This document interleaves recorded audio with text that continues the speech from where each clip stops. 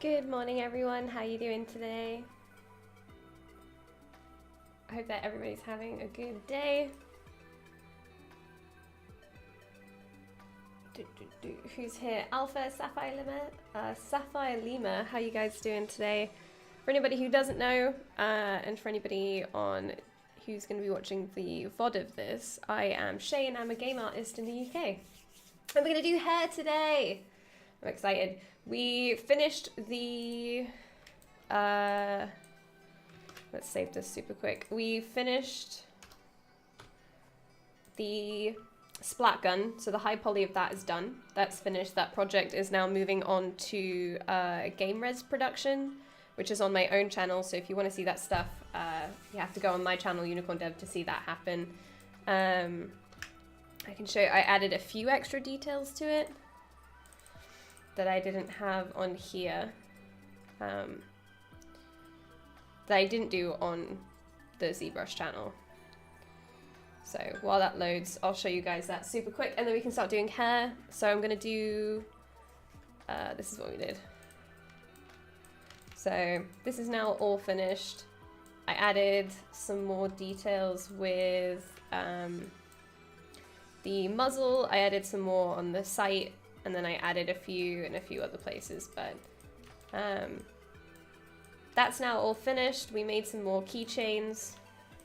So I made these three. This one is just a Q cube, which is subdivided, and then I use bend curve, which I'm going to talk about a lot today. I use bend curve to kind of bend it into that position. So this was just Q cube, live boolean, pretty simple.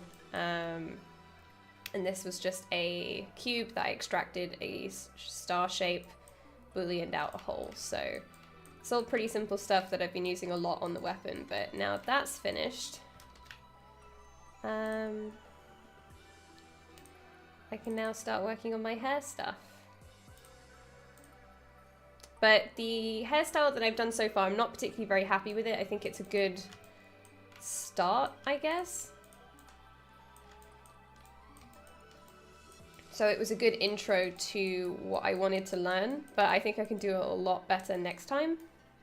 So today we're going to do something that's a bit sleeker, because this is quite bunched up and wavy and quite dramatic in form. So I want to do something that's really sleek and straight. So that's what we're going to do today.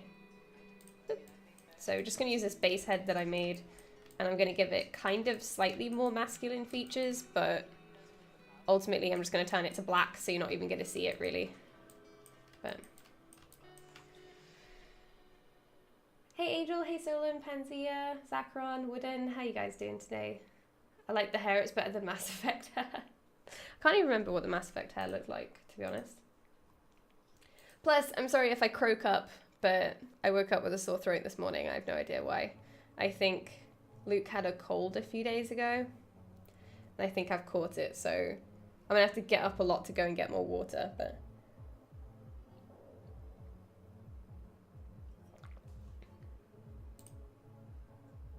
Mulm Boat. Is that who I think it is? I don't know if that's who I think it is from Twitter, but hello, how you doing? It's gonna spend all stream working on the face? No, I can't. I can't spend all stream working on the face. I'm literally just gonna give this a kind of like sharper jaw. Pretty much. And then smooth off the lips a bit. That's pretty much all I'm gonna be doing, really.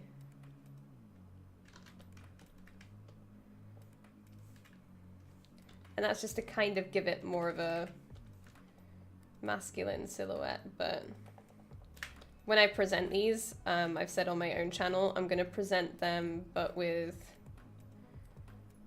more of a,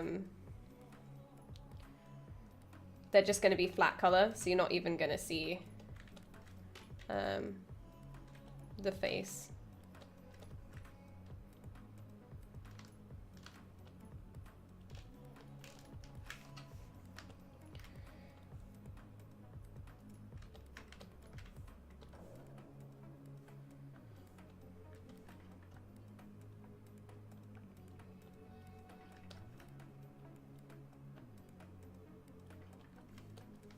So you're literally just gonna look at it like that. But it's not that much different, but...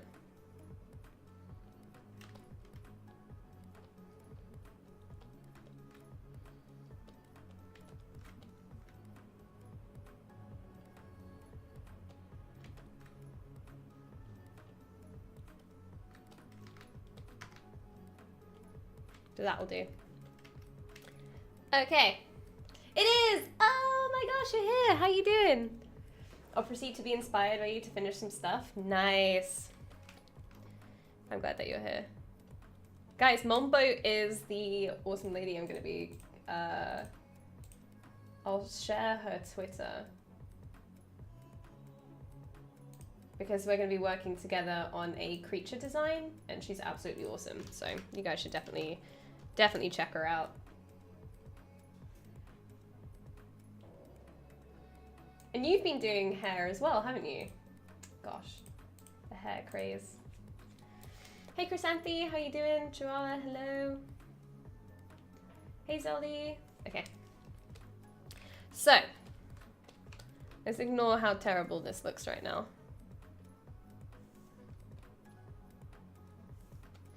Because it's gonna look a bit funny, but the head doesn't. I'm gonna say the head doesn't matter and then really quickly fix it because I'm an absolute piece of trash. Okay. So we're gonna take this terrible head.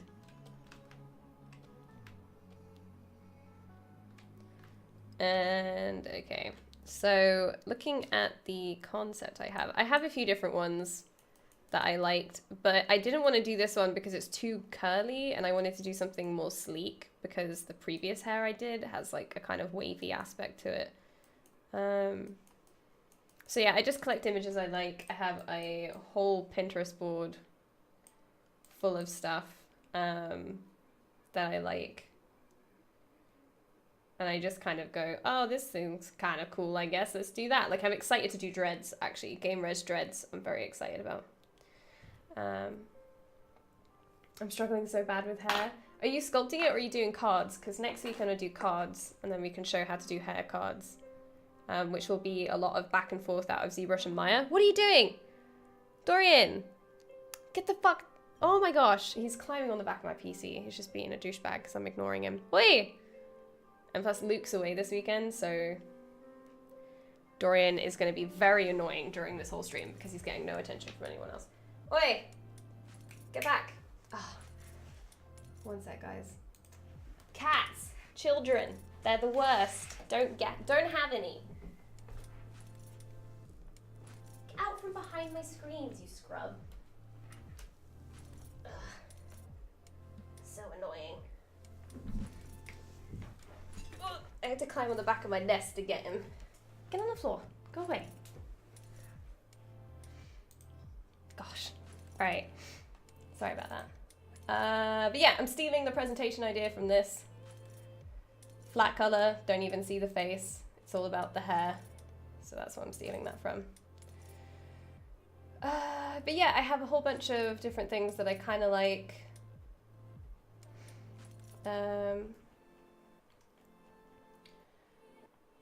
But I normally do more of like, take it as inspiration rather than direct concepts. So we're going to do something a bit sleeker.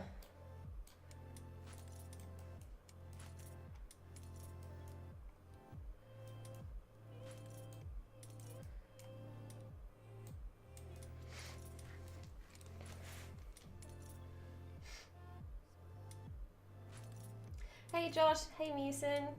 Cat life, I know, right? Hey Pixelfire. All right, sweet. So cat has now been removed.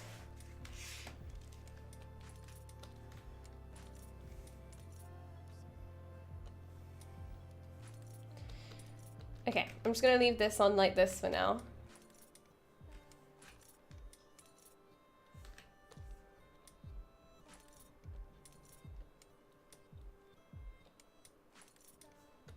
Let's give him much broader shoulders.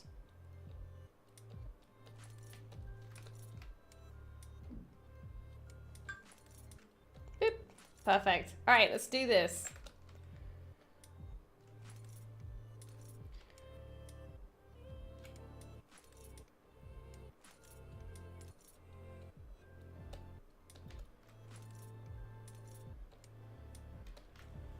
she says she's not going to work on the face, and then she's going to. Obviously needs like smaller eyes and stuff. But anyway. Okay, so let's start with the largest form, and that would be everything in the back. So I'm going to do, I kind of, when doing hair, do a mixture between extraction with Dynamesh, as well as using bend curve and curve tubes. So I use kind of like a lot of different tools to create the effect. It's not just one way all the time. Then you'll have a bit of a something here. So I'm not going to bring it all the way to the front. I could, and then I could blend it out actually. Give them a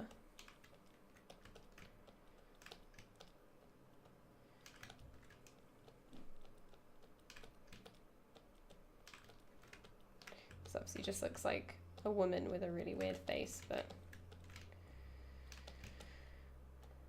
all right. And then we're going to extract that.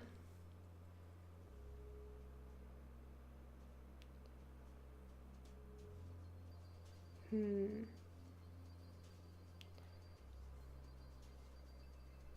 go 0.05.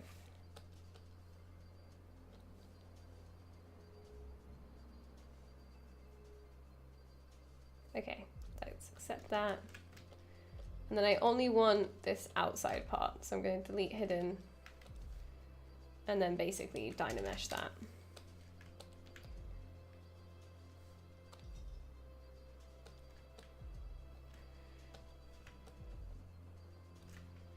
Gonna need, oop.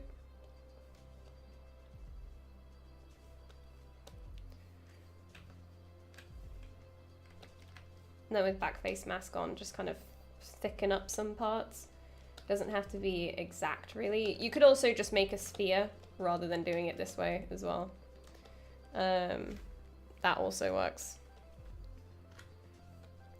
You're gonna spend a bit of time kind of fitting it to the head, but it's not that much of a big deal. Smooth. I'm just gonna get smooth stronger because I'm gonna be using a lot of Dynamesh stuff.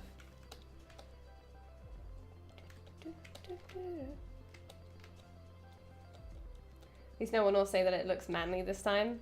Man, rude. Just gonna Dynamesh that again. Okay.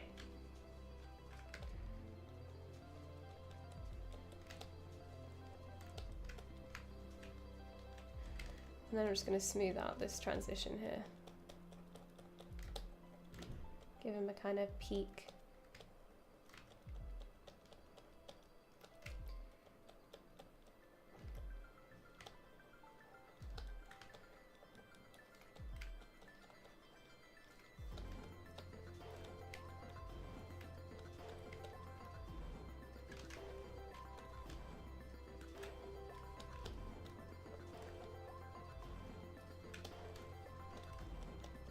Gonna have to look at a male head for reference to make sure I'm getting the right kind of look, but because this is stylized, I want to give him like a flat head at the top to kind of push the form and the idea that this is a really sleek looking haircut. So you don't want it to look like round, you want it to be quite flat and angular.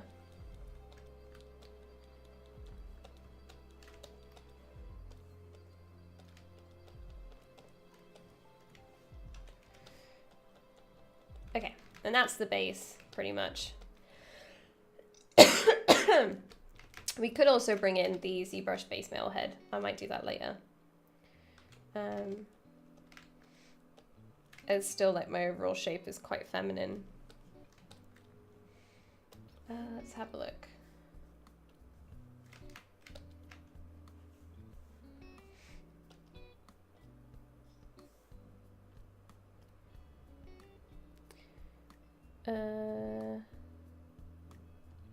Who's this guy?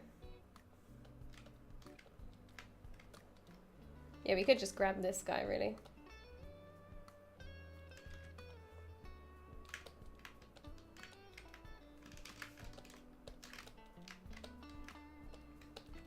Do, do, do, do, do, do, do, do.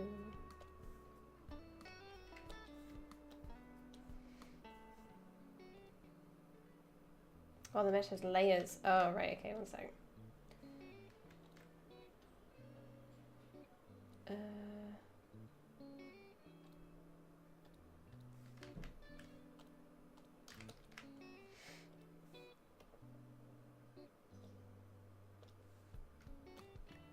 You just give a skull some hair.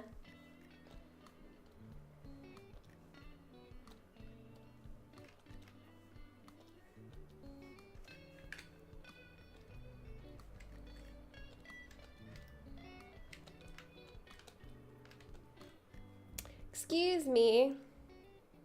Sorry guys, he's gonna keep doing this like throughout the stream because he just gets sad when you're not paying attention to him.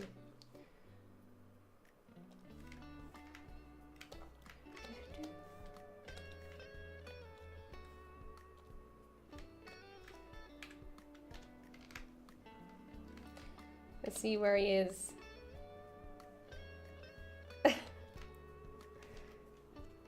All right.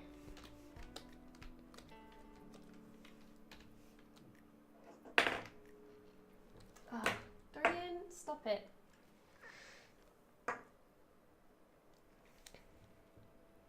No one puts Dorian in a corner. Hey, Commandos, how you doing? So is my mesh in there?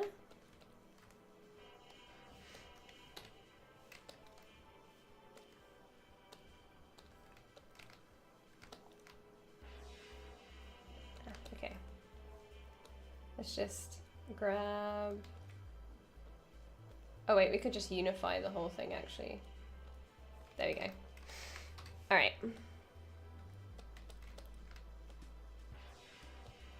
So I'm just going to use this guy for now.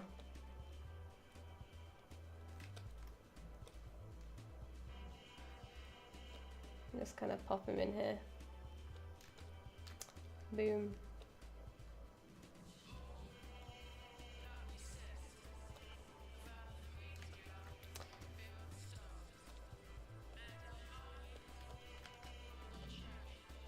So now he's going to have really funny hair because it's not going to quite fit his head.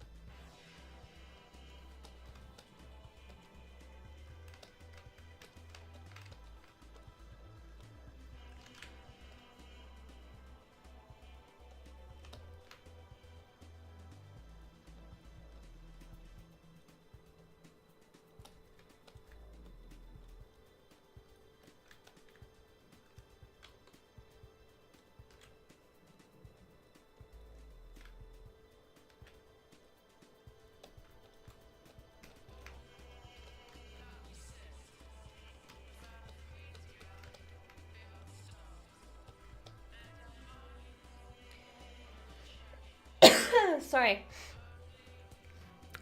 Definitely gonna get a cold. I really hope not over the weekend. That would so suck.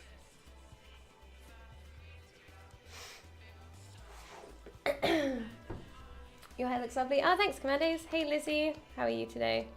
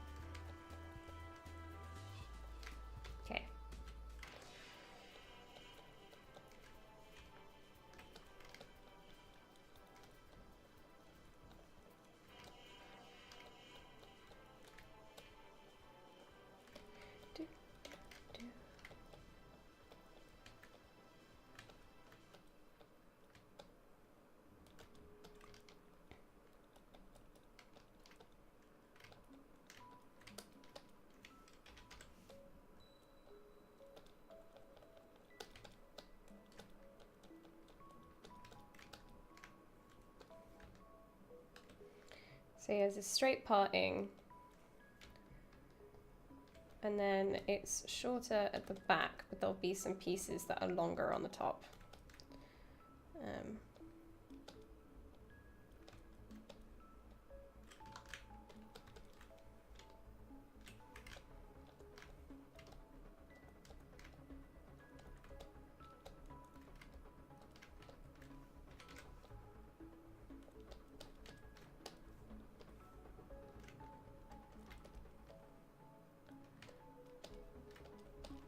Give him like a Dracula kind of parting.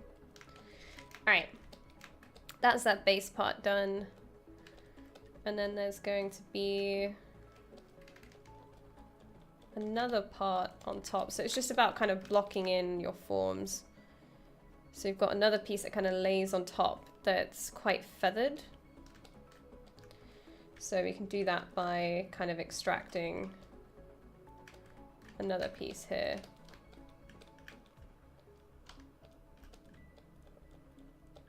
So that'll be, so you normally have like your parting down the middle, and then it'll kind of fan outwards, like, I'll show you.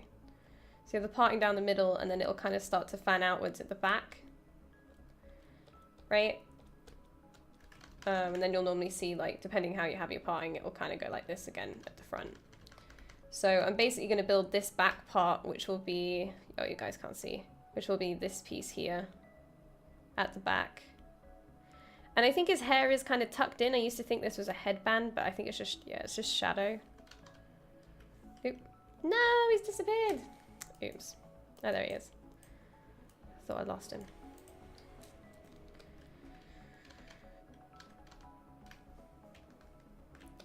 So we're going to kind of create this piece at the back.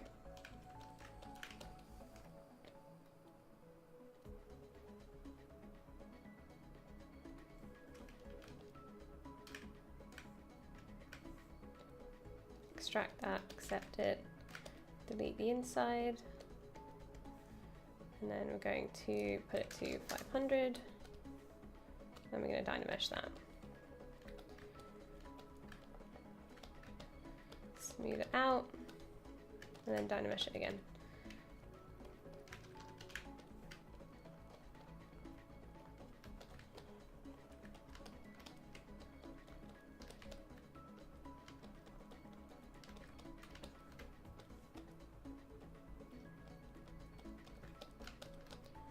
And it will kind of sit at this kind of peak here.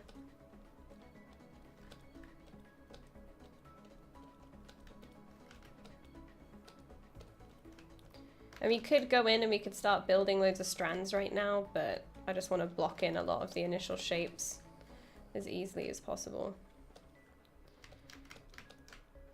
I'm going to put another one here. Oops, wrong part.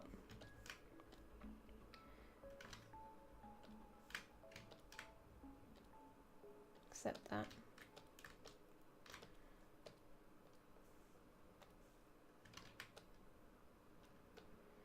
So Dynamesh isn't going to work in that instance.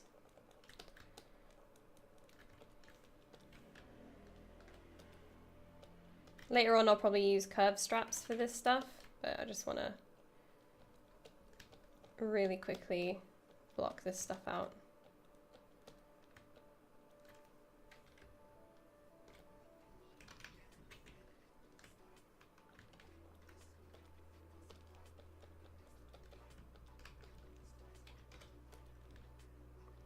Do you have any retopo tips?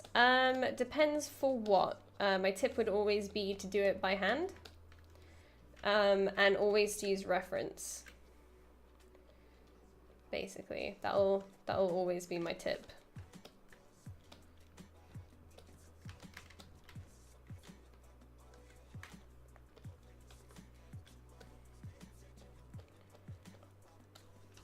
And switch to snake hook. Where are you?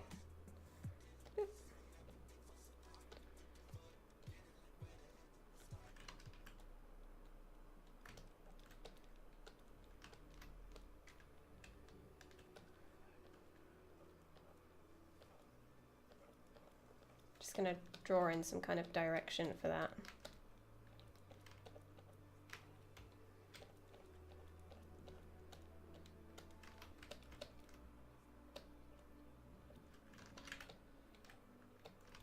Huh, what's going on there? Oh, there you go. That's why.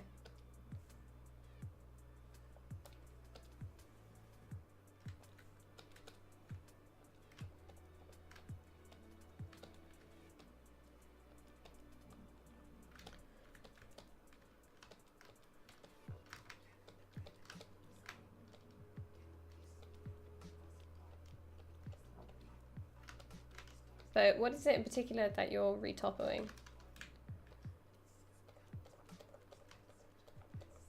Just gonna add a bit.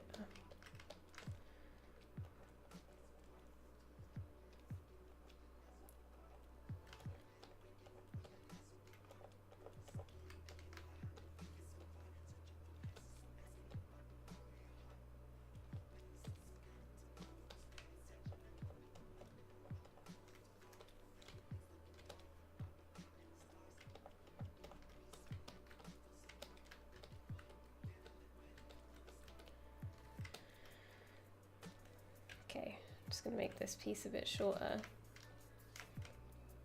And then make this piece. I'm gonna make it straight at the back because gravity. Although I do like the kind of curve that they have. But I can go back in and fix that stuff. Asymmetrical character with lots of spikes. Oh, so you want to know kind of like how would you tackle retopoing like asymmetrical characters? Because I would like do all the pieces that I can, even if it's a body. I do all the pieces I can symmetry first.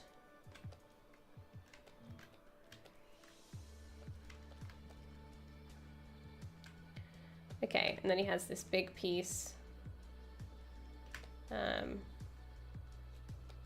That kind of goes over all of his fringe and everything.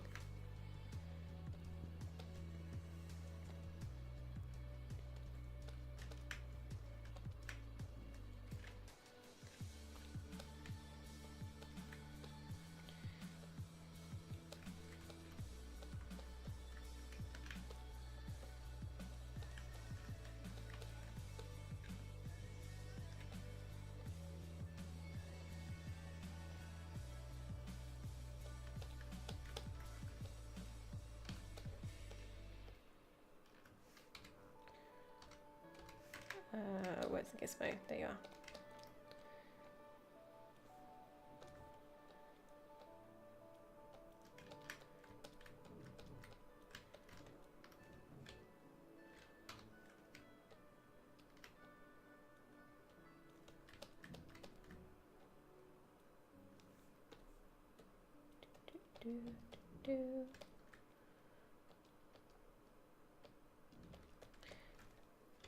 This is going to look really funny for a while, but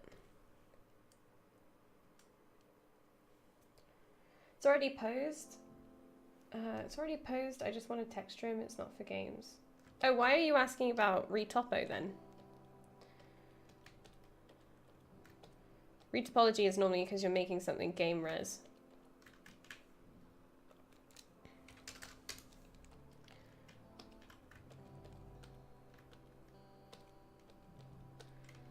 I thought the two questions were linked, sorry. And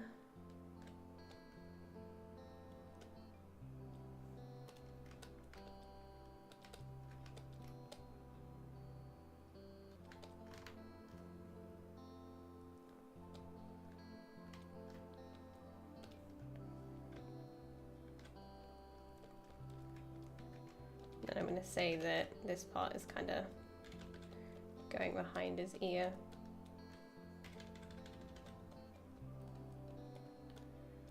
How long did you learn? If you've already posed it, I wouldn't retopologize it because that makes it harder. I would retopologize it before you posed it, basically.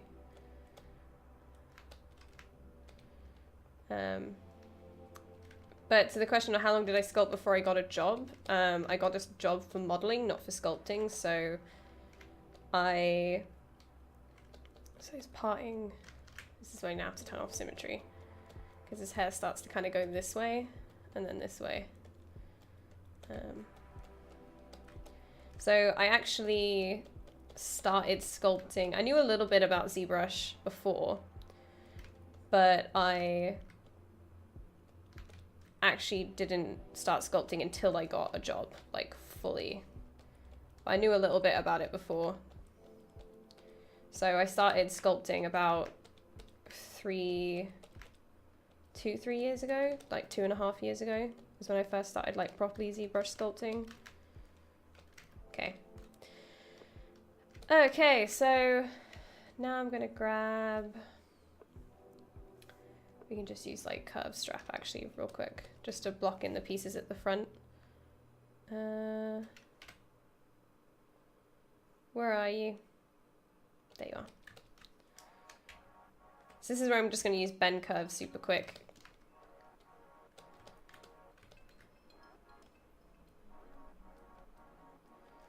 Kind of twisted.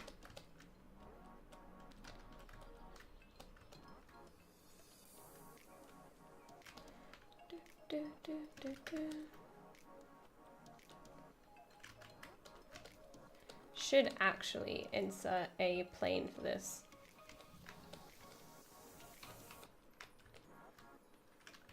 This is just so then I can make, turn off perspective. This is just so then I can make like flat curves. So let's find this one.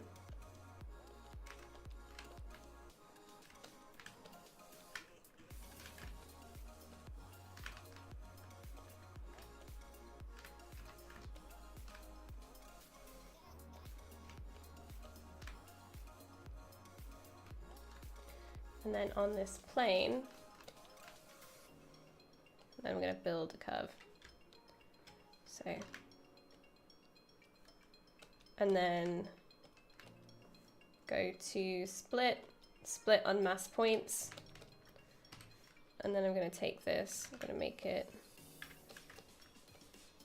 a little bit thinner. Pop it close to kind of where I want it to start.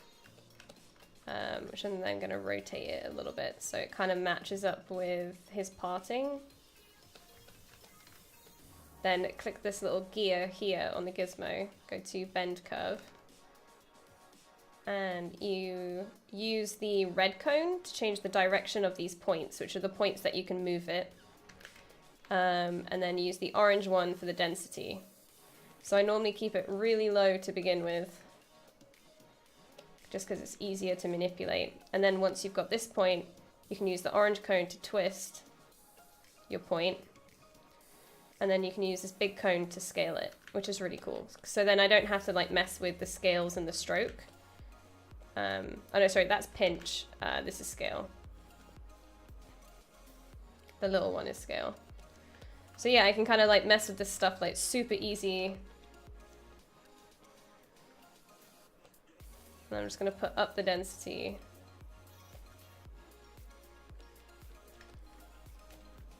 Make this kind of stick into his head a little bit.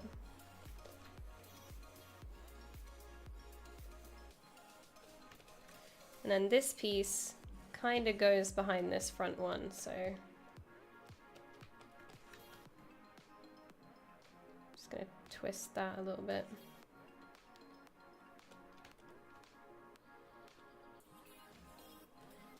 And the higher the density, the kind of harder it is to kind of deal with, but you can switch in and out. So if you then go, okay, I don't want to work at this density of points anymore, you can lower it and it still remembers the changes that you made. So I don't have to worry about that stuff too much. Let's just scale that down a bit more.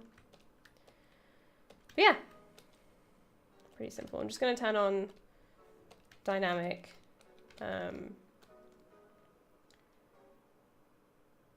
Just so it's a bit thinner, but we're going to inflate it a little bit like that.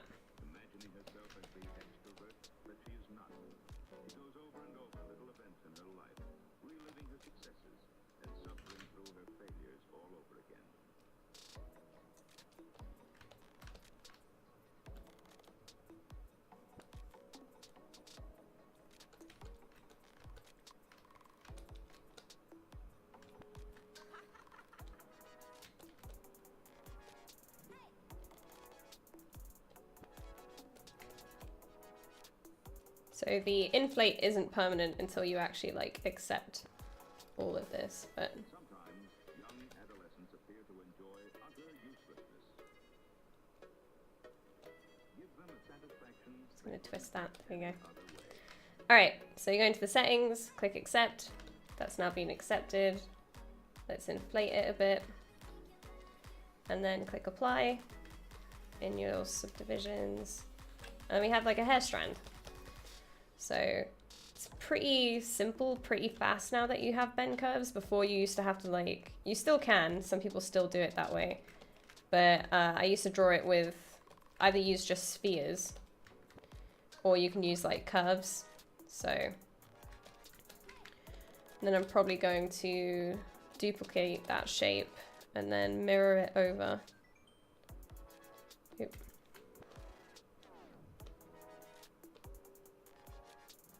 Let's freeze it and then mirror it and then unfreeze it.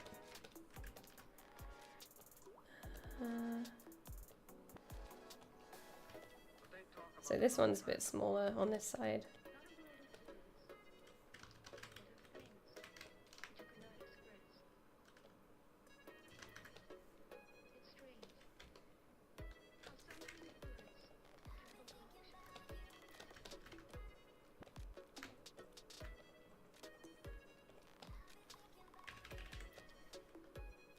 So I can't see the other side of his head to know what this little piece is, but maybe I'm probably going to rebuild that because it doesn't look like it's a long piece. It looks like it's separate from everything else. So we're just gonna, and then he's got one big piece that kind of goes down the middle of both of these. So I might move this across because there's not really any room in his parting to put another piece. I'm gonna grab this, which is the base hair we put underneath, and kind of remove that, pull that back a little bit.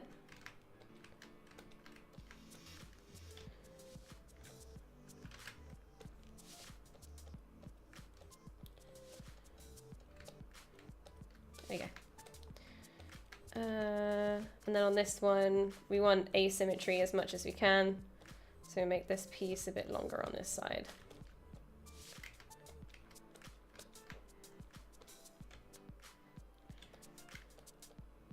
And he looks like he has a zigzag parting as well, which is everything that I hate in the world when doing hair, is when they decide everyone has a zigzag parting, which is really annoying, but you have to kind of just deal with it, make it work. And the reason I don't really like them is just because it's harder, but it's more fun in a way as well. I think my other hairstyle has a zigzag as well. Let's have a look. Yeah, this one has a zigzag as well. So the difficulty with this design was that it's a zigzag parting as well as also being hair that goes up. So I built this one out of several pieces. We have, I'm just gonna go through them all. So there's, oh maybe, yeah, maybe we should turn off line though. Okay. So I'm gonna show you kind of how I've done this bit. So this hair is made up of lots of different pieces. So that's one subtool, that's another subtool. This is one subtool. This here is all one. I was going to split this into two, so I was going to make this piece a separate subtool because it would be easier. This is made up of several, so this is a mixture between one big sculpted form, and then I use like curved tubes to basically build all the separate flyaway pieces. Yeah, this is all built up over with several pieces basically. So lots of different subtools, and if you do it well enough, it kind of all looks like one piece if you blend it well enough. So,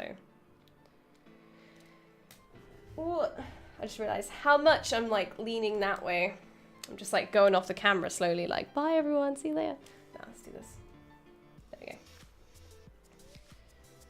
we go. Zigzag Hate Club representing. Hey Thomas, how you doing? I'm glad you like it. Hey Raichu, how was New York? Did you have a good time? But yeah, so that's basically how I build hair, is I tried to build it out of lots and lots of little pieces to make it as easy as possible, especially when hair is being tied up. I like to build it out of lots of pieces. So I'm just gonna delete this. So that's basically what I'm gonna do with this, is build everything out of lots of pieces.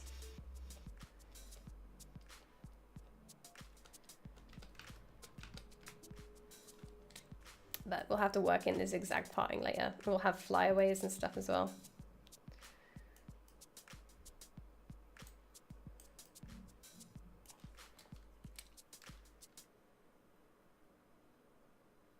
I'd like to see from the beginning sculpted through to the base of the face of this character to understand how you're going to do the character. Philippe, we're just gonna be doing hair right now. This is just the ZBrush base head that I've just taken. That's in the Lightbox. So I just took this basically. Because the head doesn't matter to me right now. That's just gonna be like black. So you're not even gonna see the head because the way I'm gonna present this is just like this, basically. But I'm gonna make this like a gray instead. But yeah, this is basically how I'm going to be presenting these pieces, because this is just hair studies. But if you want to see how I sculpt a face, it's a bit old now, but there is a YouTube video that I did of me doing a speed sculpt of a face, and then also on the Pixelogic YouTube, there are videos of me doing faces and stuff on there as well.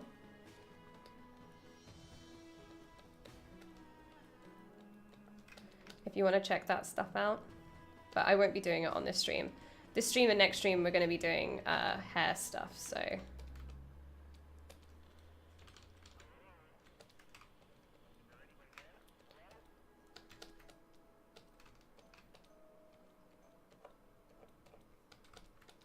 Okay.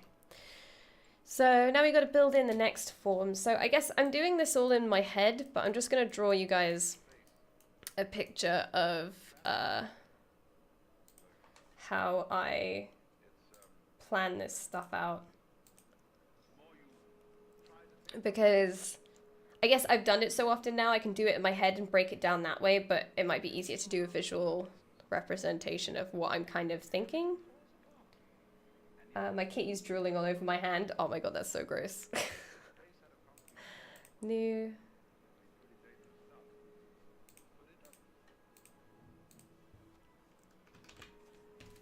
Alright,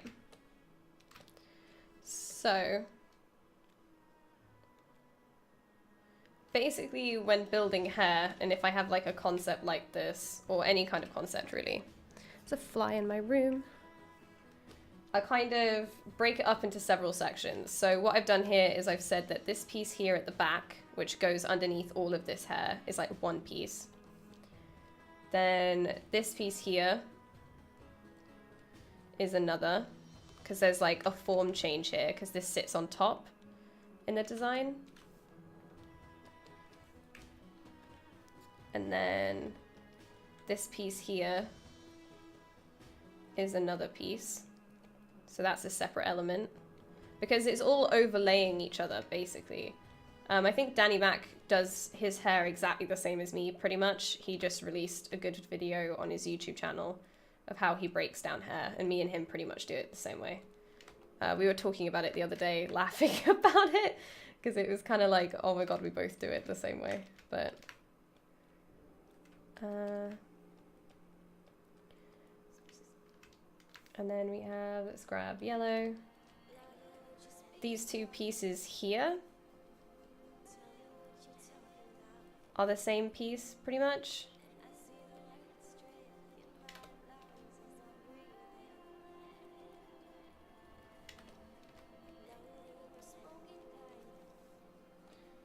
And then we'll go for dark blue. And then this here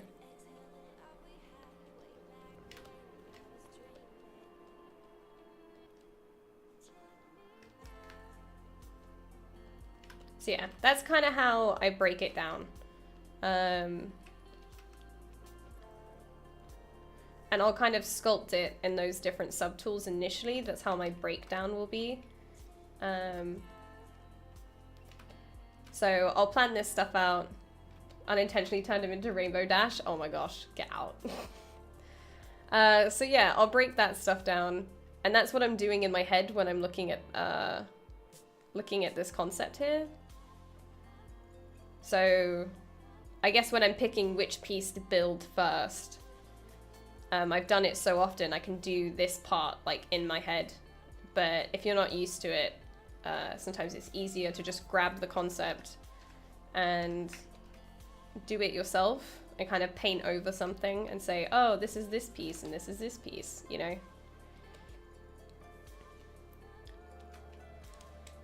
So I might just quickly screen grab this and stick it in the reference so we can kind of have them side by side.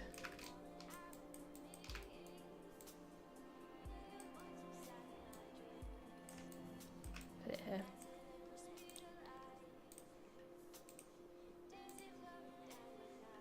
So yeah, that's kind of how I do it when it comes to hair. This program is called Pure Ref Matters.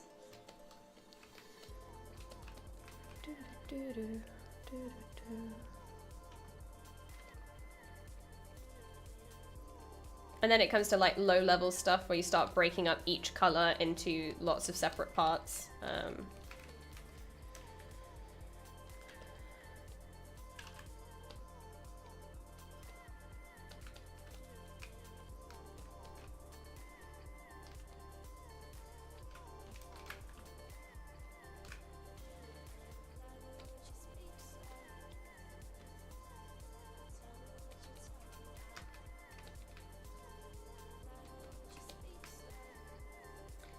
Hung out with the family, did some farm work, shot some guns. It was fun. I'm glad you had fun, Raichu.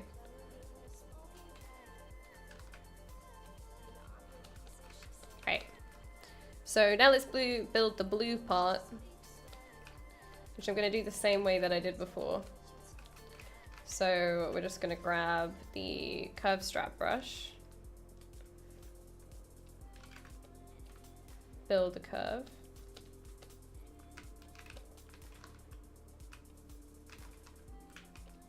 Let's select this first.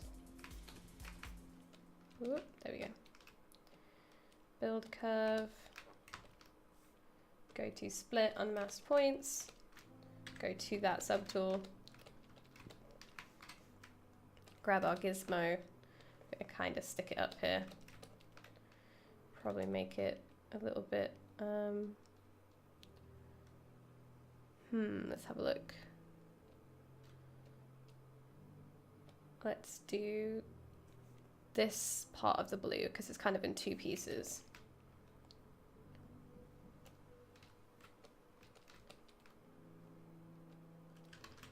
And then we're going to go to bend curve.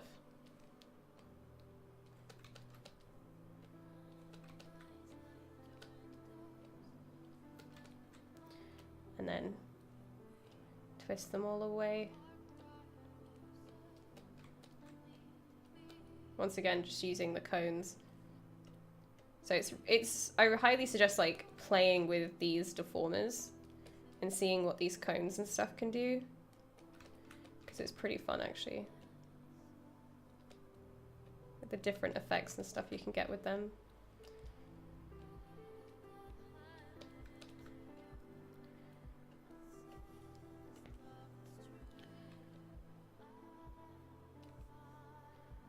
Going to reduce this so I can scale this down a bit.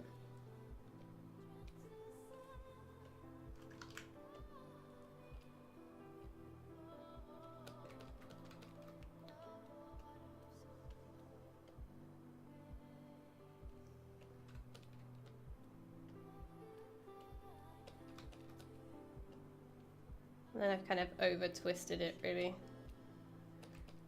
There you go.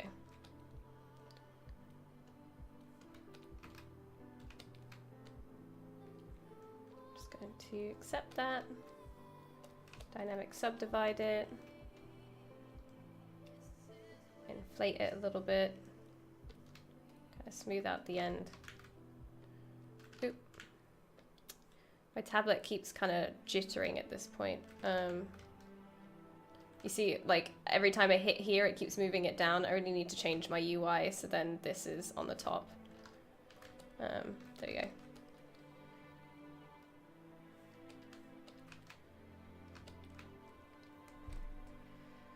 Hey, Cool Gazer, that's an epic reference you got there. Thank you. It's from Kinzanite Eva. It's an absolutely amazing show. Highly suggest to everyone to go and watch that show. It's so good.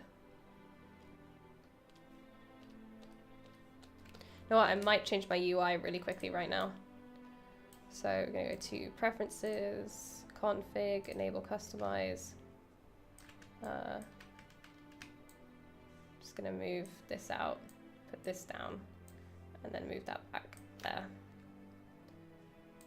Preferences, Store, okay. Done. Alright, because that's really annoying.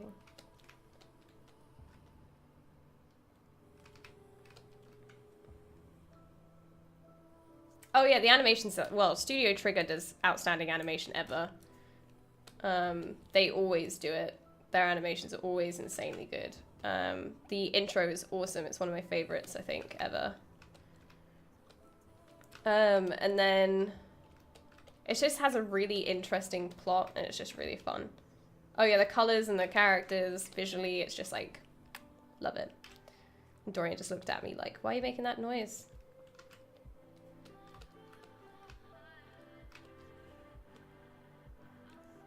Gonna go back to split unmasked parts.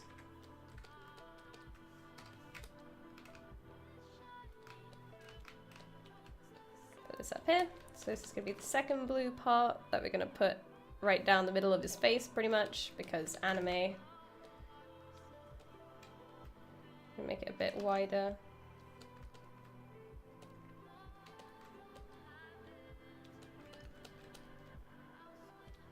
And then bend curve, and just reduce the amount of points. So if we turn off the color for his body, just so I can kind of see where it rests near his face.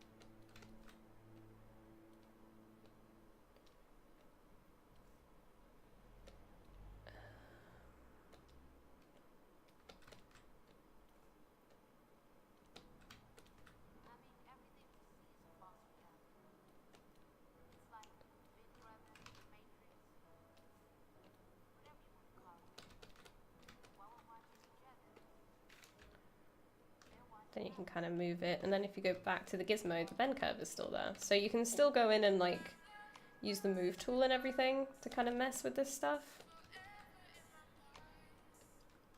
And then go back to the bend curve.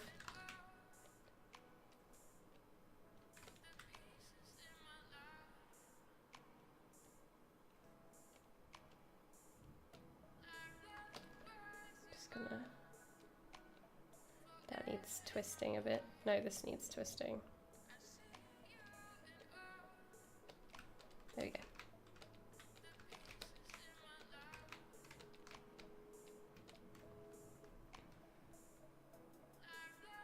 Blowing my mind with this hair workflow. Never seen it done this way before, so I'm gonna have to try it at some point. This is all new features with ZBrush R8.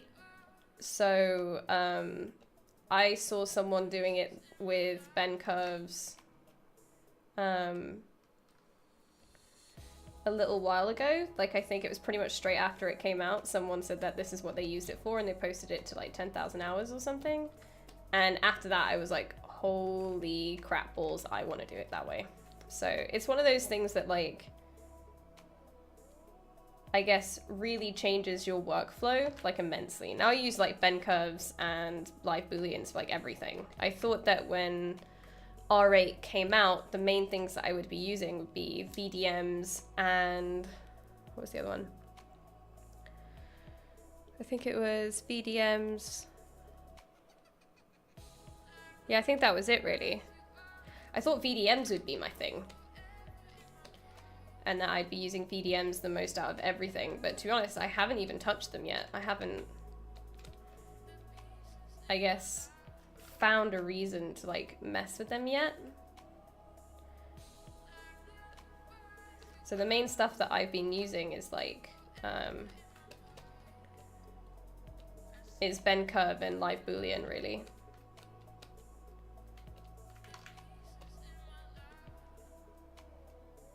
Gonna close layers, don't need that. Don't need that in my life.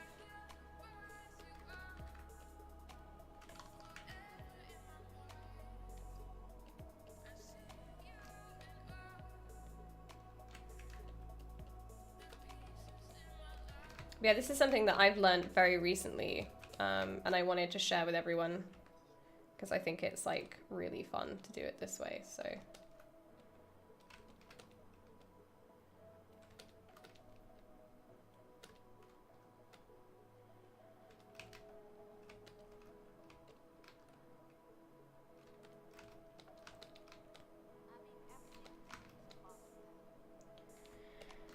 All right, so that's pretty much the block out done.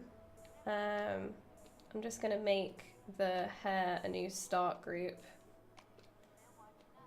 and make the body a new start group and then turn on auto collapse. And yeah, that's pretty much how I block stuff out. And then we're going to start slowly replacing pieces, Dynameshing pieces together, creating separate strands. Because this piece could be really simplified. And then we could build curved straps on top of it and then Dynamesh it together. So it's kind of how I'm going to work on this piece. But I'm going to work on a little bit on this piece underneath first. And we're going to turn symmetry on for a little while. And then we're going to turn it off once we get to the middle. What's 10,000 hours? Assuming some kind of community. Yeah, it's like a Facebook page for like artwork. So seeing how his hair's quite flat, I don't want to create large peaks.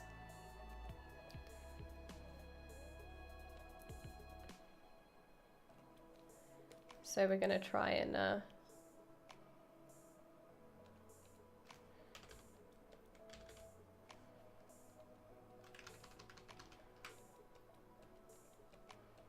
so really close pieces to the head. I'll often just Dynamesh sculpt in using like dam standard and clay tubes. Well, clay buildup, sorry. What? Where'd that go?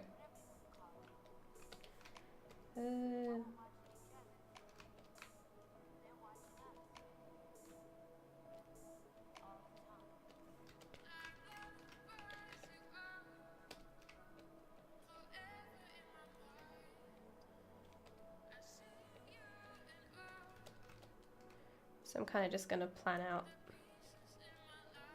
how I'm going to build this in. I don't want all the pieces to be the same width. I want to add some variation. So we're going to have like a piece that's quite thin here, and then it's going to get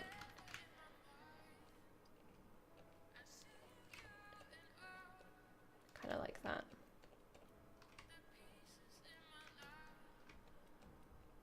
And then some parts are going to like break away from the flow that goes down the back of his head.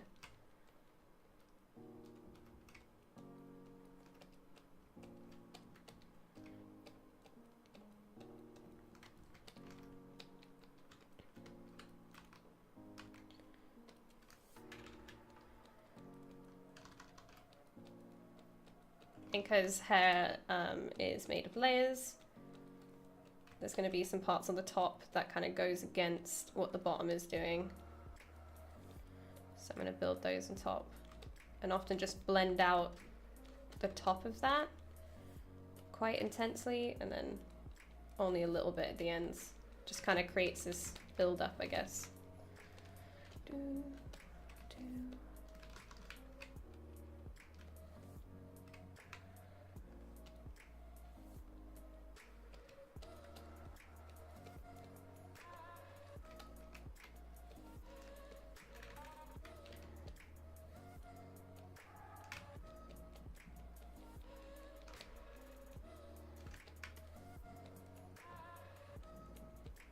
Kind of want to give the impression that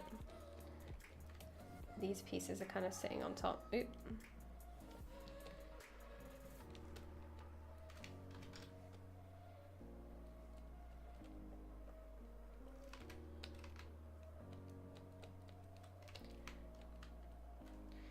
Hey Atheodrill, how you doing? Accent wear hype.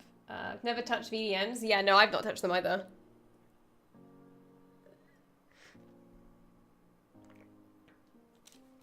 Oh, I can't read your name because it's dark blue. Primfert, Bodez, Blind Fox, how you guys doing? What kind of changes do you expect from ZBrush 5?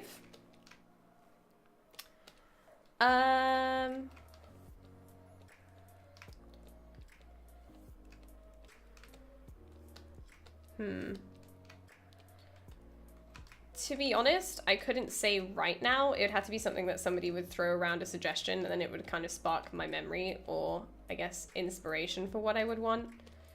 But I would have said subtool management, but with start groups, I pretty much have that and it's pretty easy to work with. So I don't have like an issue with that anymore because I found a way to do it, basically.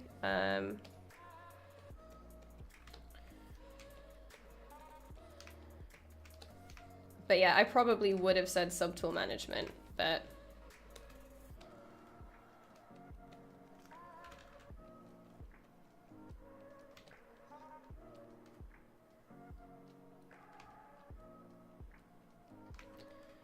to be honest, I think it's in like a really good place right now.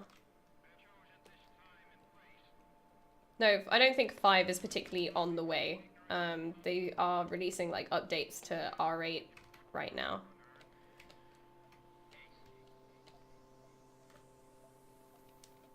But yeah, I have no idea about R8, so I mean, about I have no idea about ZBrush 5, so I couldn't tell you. I haven't really looked into what they've said they're going to do for that.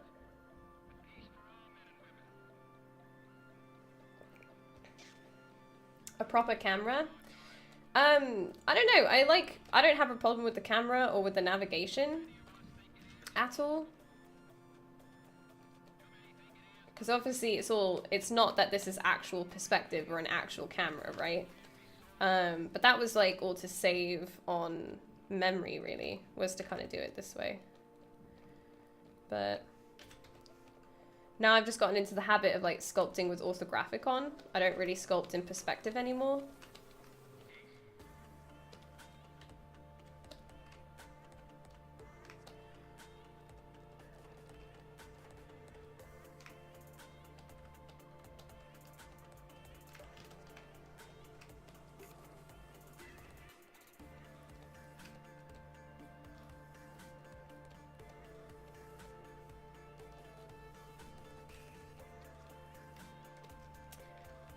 My mentor tells me off for not sculpting in perspective, for real. I know there's a kappa there, but that's kind of silly. Like, I'll switch it on and off occasionally to just be like, oh, let's check it, kinda, but for realsies, dude, tell him to get out. You can check it, but I'm pretty sure, like, Troy also sculpts with, doesn't sculpt with perspective on.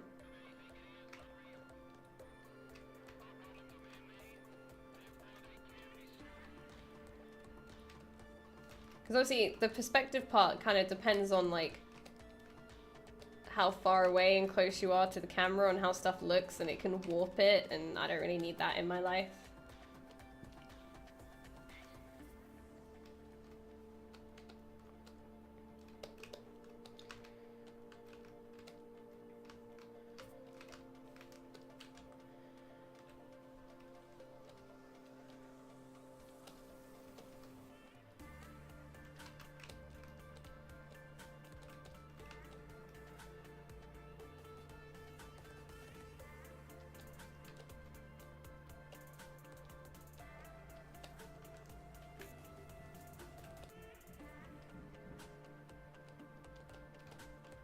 Just tell them to check themselves before they wreck themselves, if they tell you off for not working in perspective.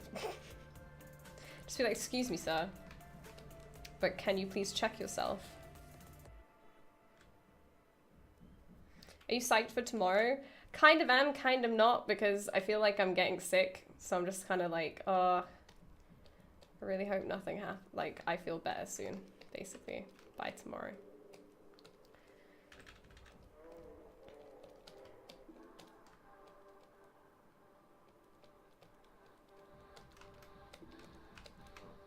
I mean, as long as it looks good in the end, it doesn't really matter if you're working in perspective or orthographic. Because obviously for game res stuff, you do have to check it in perspective anyway, but I kind of check that stuff in Maya or Marmoset later. Like I'll kind of check it in here, and it's normally like fine. I put it in perspective and I'm like, okay, I can still get a really good idea of how that's going to look, and it normally doesn't look much different in engine unless we have like a crazy FOV. So yeah, I'll kind of always switch between the two.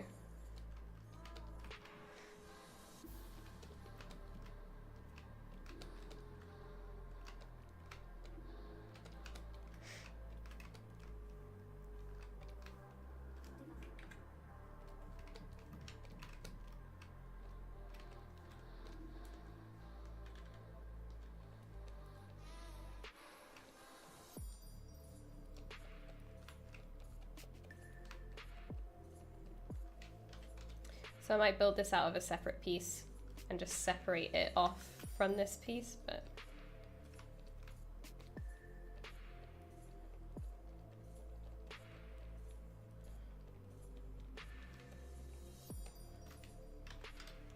just gonna mask that off, use hard polish to kind of flatten it out.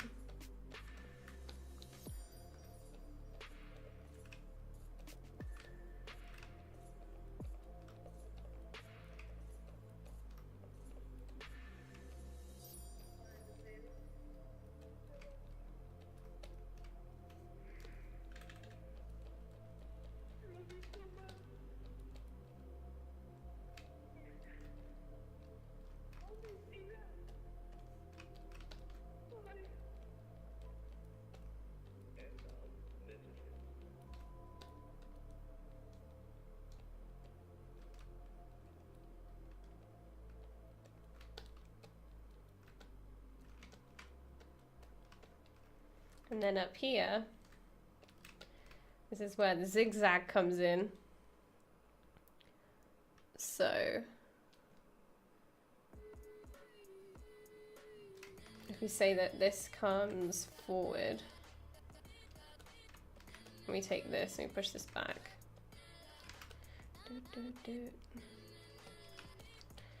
Then that would mean we would have to go this way.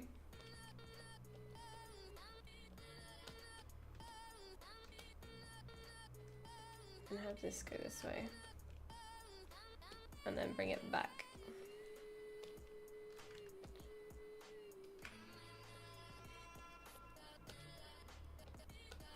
It's just going to look a bit lumpy for a while, but we can go in and refine it.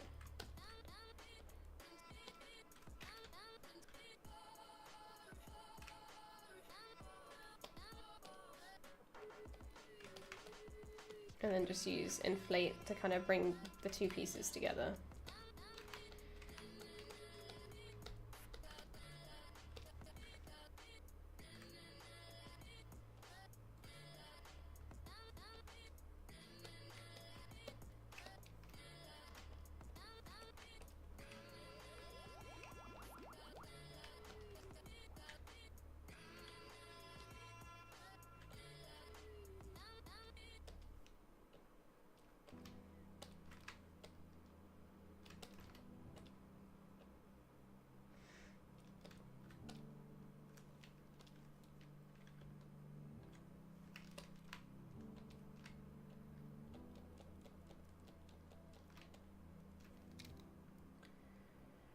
Do you work on a game right now? Yeah, I work in a studio and we're working on something at the moment.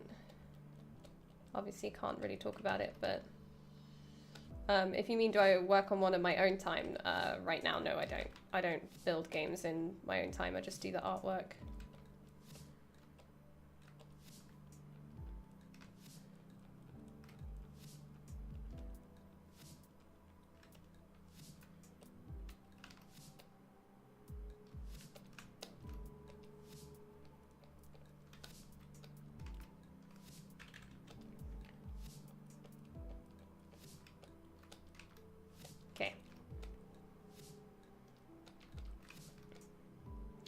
So this piece, I'm probably going to make quite low res and use it as a base to build some straps on top of, and then kind of Dynamesh the whole thing together. Because I'm pretty happy with just the base of this. It's quite low res and it's not the prettiest, but I have the overall shapes that I'm after put in there. Pretty much, so I have an idea of what kind of flow I want to go for.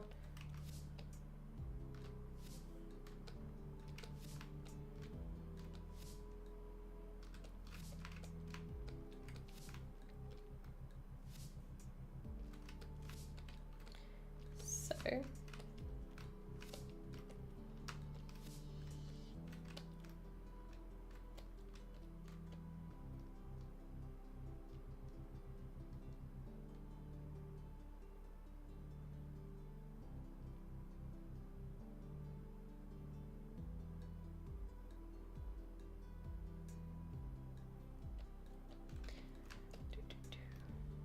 oh, Cry, are you rigging Remzilla? Is it Remzilla? I think it's Remzilla.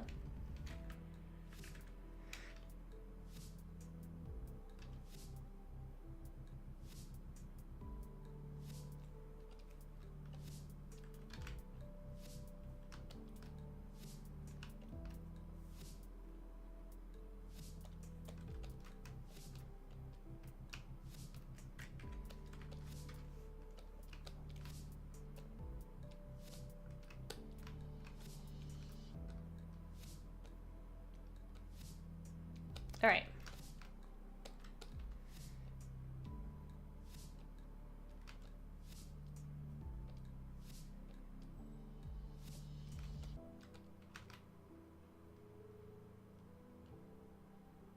Oh, what is it? The shark thing. Oh yeah, Zully. I'm not sure if you want it, but I had a tiny bit of feedback for that. I forgot to say. I saw it in the Discord, and I was gonna say something, and I completely forgot.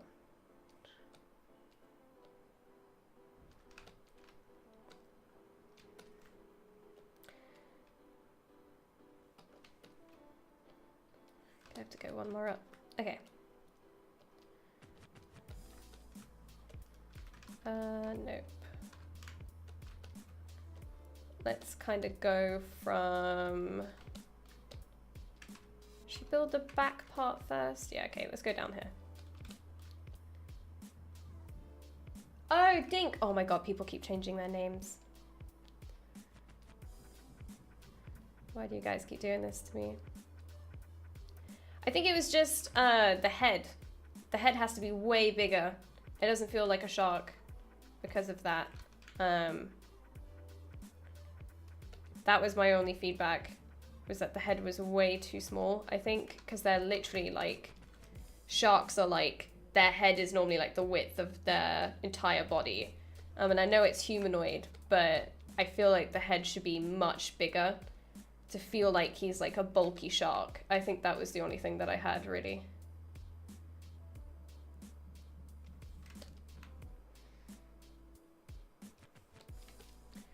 But it looks really cool otherwise.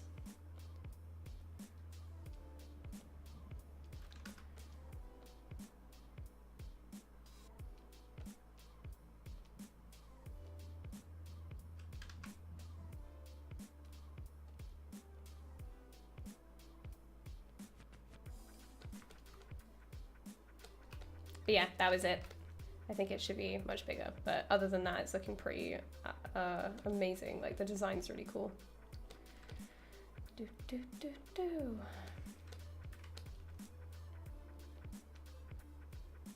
So I want to make it quite flat on the top. Then we're going to kind of flick it out a little bit. So just trying to add some shape language to it.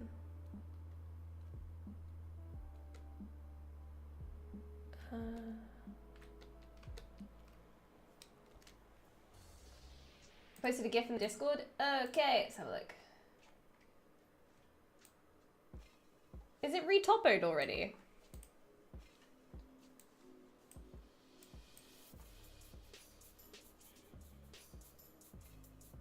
I didn't realize you were that far into retopo. That's pretty cool.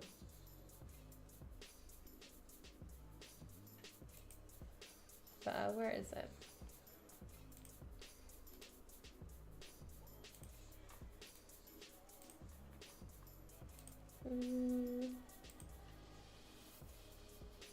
Oh, you made a low poly version. Oh, okay.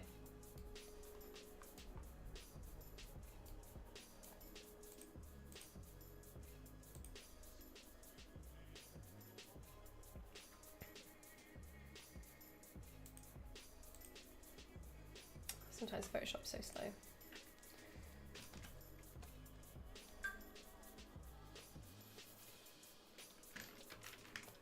It's gonna look a bit crazy, but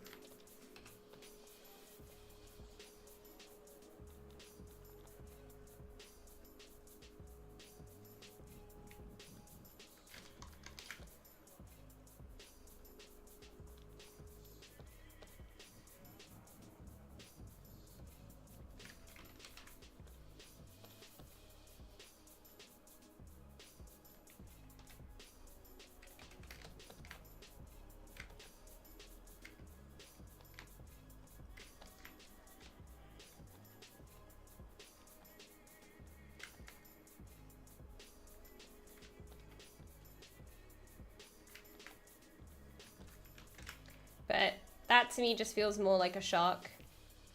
Because he has really broad shoulders, but if you look at normally when people humanize, not humanize, what is it? Like anthropomorphic kind of creatures, they kind of stick to what their main characteristics are, and sharks have huge heads. So I think you're missing out a lot on like potential. Like that, he doesn't seem, because like his legs are so huge and his arms are really bulky, but his head is so small. It just feels like the balance of him is off a little bit. I mean, we can make it a little bit smaller than that, but I don't know. It just feels like you're losing out on a lot of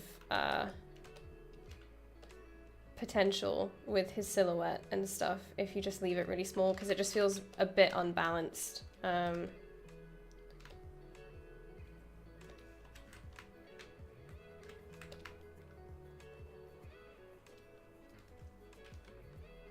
Whereas this just feels more balanced to me.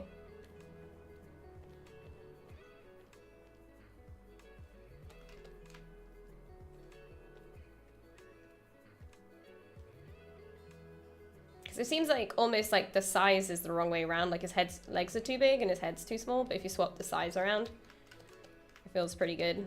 I don't know. Where's the cat? Over there. I'm not going to run him over. Sweet. But yeah, no, I think it's awesome. There's just some like balance stuff. But yeah, I forgot to, I saw it last night and I was like, oh, I'm going to totally post up a thingy. And then I got caught up and didn't. So sorry. But boop.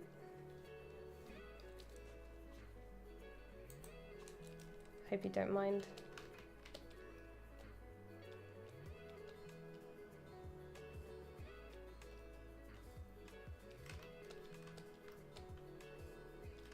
Hey Mona, how you doing today? Did you win against the spider? What happened? Give me updates. I see that it broke into your bedroom apparently. Okay.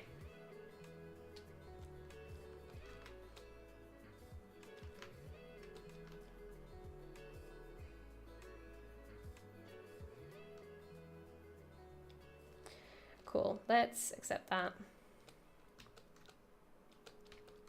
And then I'm pretty much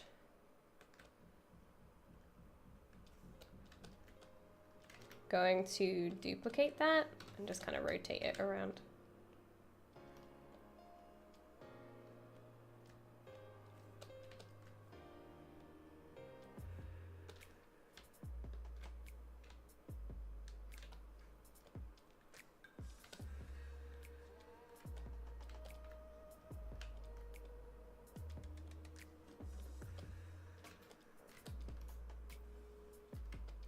I'll try to experiment a bit with it and see how it feels from different angles. I don't think I dig the bigger head personally, but we'll see. Oh no, yeah, I guess it's just, obviously, any feedback is all personal opinion. None of it's an exact science. Do, do, do, do.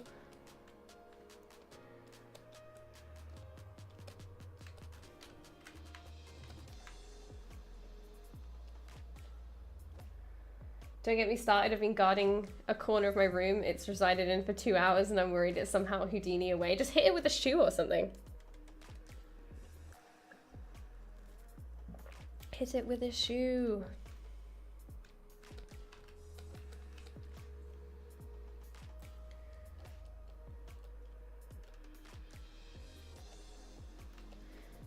Actually, no, I'm not going to use this because I kind of want it to curve around like the ones that I've drawn in. So let's delete this, rebuild another one.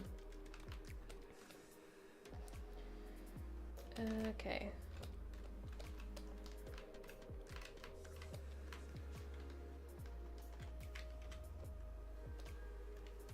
Not cheap strap.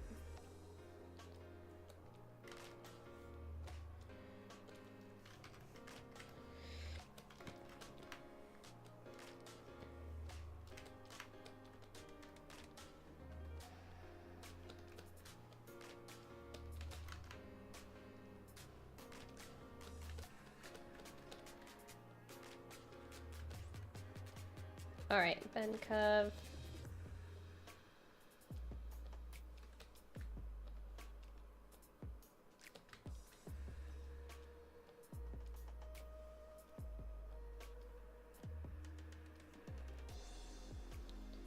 Scale that down.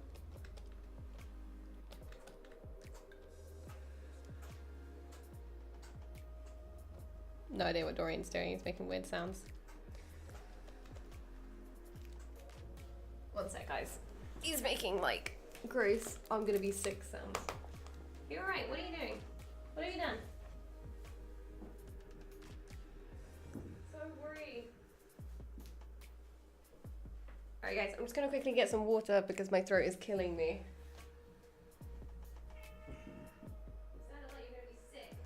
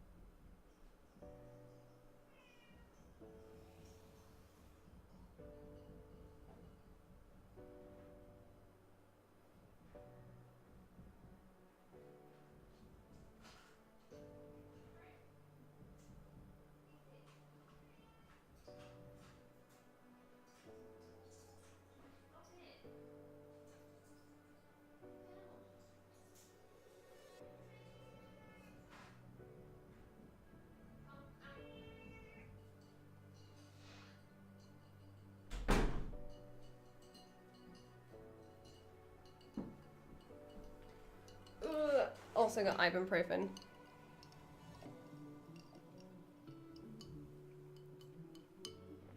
Ugh.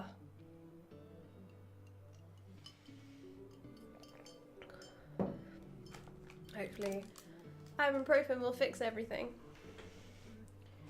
Let's hope so. I've straight up purchased a spider catcher device. You know they can get out of that, right? Some spiders are crafty.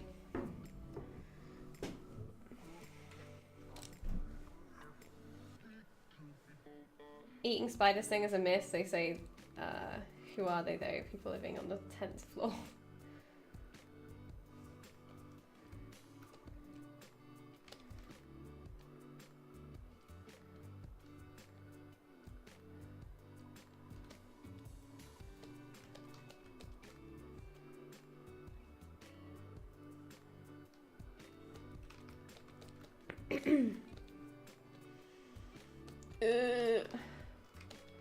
I hate when you can just feel that you're getting sick.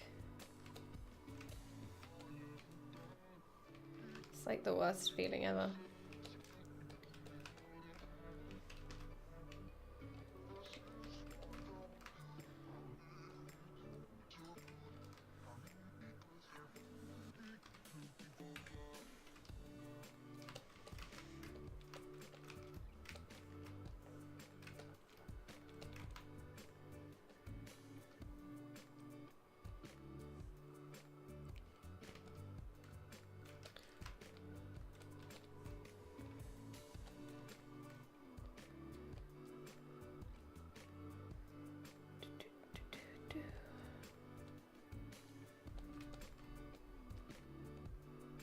Oop.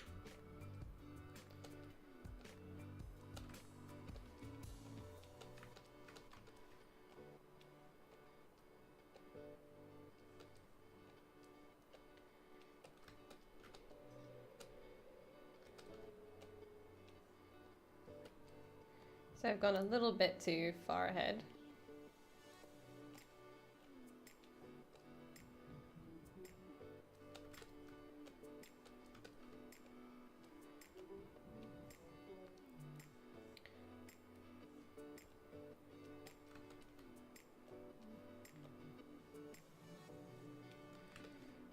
And if anybody has any questions or anything, feel free to ask, because I'm kind of just, I've shown the demo of how I've kind of done it, but just for anybody new, if anyone has any questions about what I'm doing, just ask. I'm down for answering questions, because now I'm just kind of repeating what I've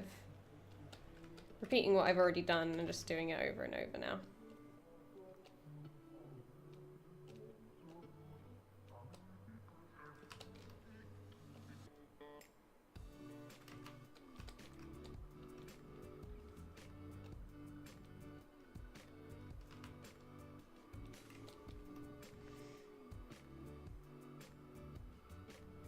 Get enough sleep and maybe your body can fight it off. Yeah, I might do actually. But I really want to play Senua's Sacrifice. I need to finish Hellblade. But I got scared and I didn't want to play it without Luke. I was like, there's going to be a big scary Vikings. I don't want to fight Vikings. And he's away for the weekend, so I don't want to spook myself.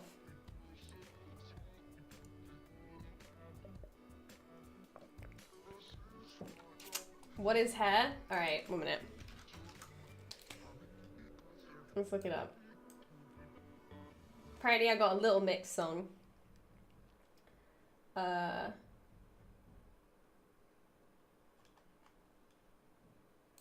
we go. It's got the Oxford dictionaries. Hair is any of the fine thread-like strands growing from the skin of humans, mammals, and some other animals. And a fine thread-like strand growing from the epidermis of a plant or a forming part of a living cell. You can say, what is hair? Hair is a simple structure that has important functions in social functioning. Has important functions in social functioning. Because English. Hair is made of tough protein called keratin. A hair follicle anchors each hair into the skin. The hair bulb forms the base of the hair follicle. In the hair bulb, living cells divide and grow to build the hair shaft. Bam, schooled. Take that to class. Tell all your teachers. Have them give you a good sticker. Just so you know.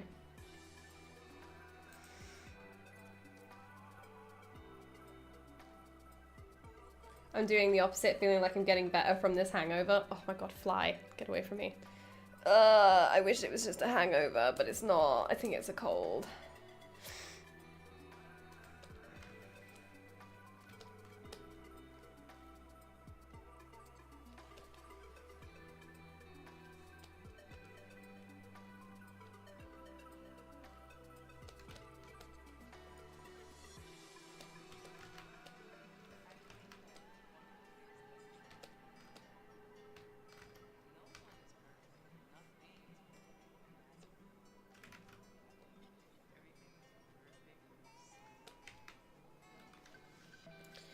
Accept that.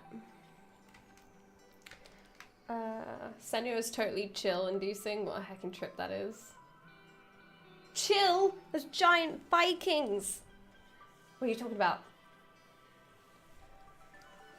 I understand a lot of the sculpting side, but how do you learn the more game-related stuff like working with engines and optimizing for games? You're gonna hate the answer, but you learn by doing it.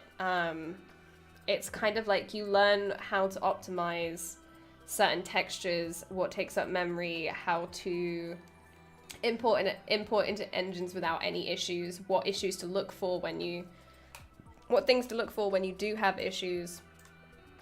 All that stuff just comes with experience. It's just been, it just comes from by doing it and then messing up. That's how I've learned it anyway. What is on the bottom of my glass? That is kind of gross. Ew. At least it's not on the inside of my glass.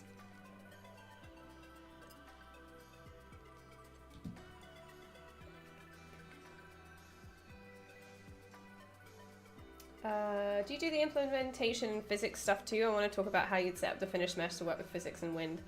No, there's stuff I have done that requires physics. Some people use stuff like Apex. The most recent project that I've done for freelance, all that stuff wasn't set up by me, it was set up by the rigger. And at work, we don't do anything crazy like that.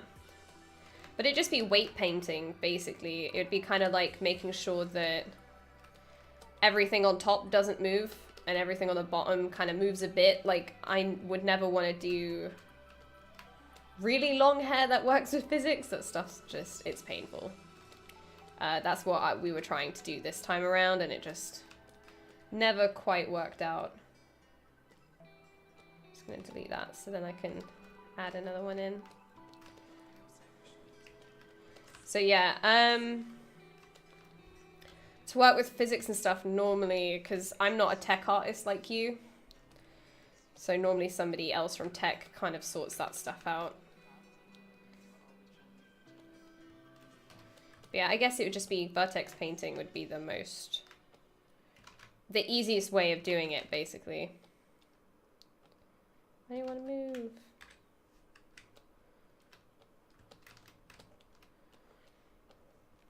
Because then you have direct control. Like, I've seen some people who've done fur, and they do vertex painting with that as well. But you basically just don't want the top of the head to move at all. And I know it's not the most realistic, but it just looks the best from what I've seen.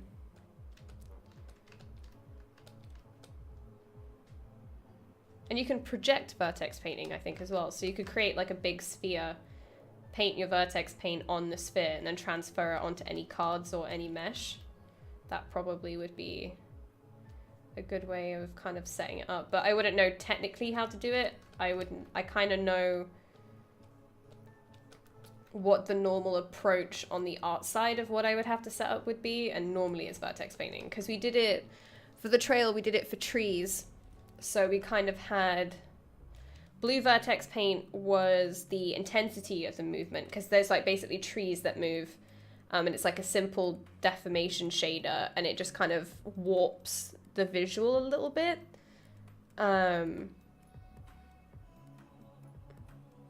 And you basically say blue is the intensity of the movement. So we would say down the center of the tree, that would be black, and then the very ends of the branches would be blue. And then we would say that red would be, I forgot what red meant. I think red meant if there was movement or not. So you could basically say there will be movement with blue, but red might say, what are you doing?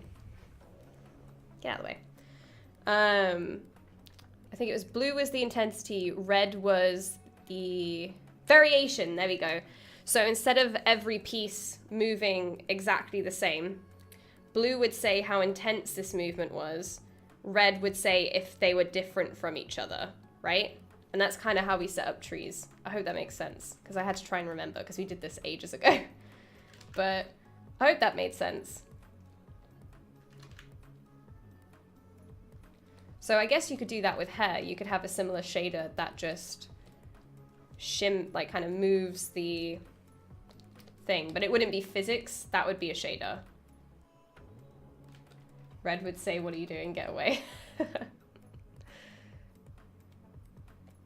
But yeah, that's how we did it for trees, but that kind of faked wind. And then we had a setting in the shader that said, depending on the biome, depends how strong the wind is. And biome is just like environment, really. For anybody who doesn't know. But yeah, if it were physics-based, when they move, I guess it could be a similar thing where you use vertex colors to say how much it moves and which parts are different from each other. So you could clump different parts of hair together so you don't have the risk of like loads of hair cards all overlapping each other. I guess that could be a cool way of doing it, but I'm seriously not a tech artist, so I wouldn't know how to build that.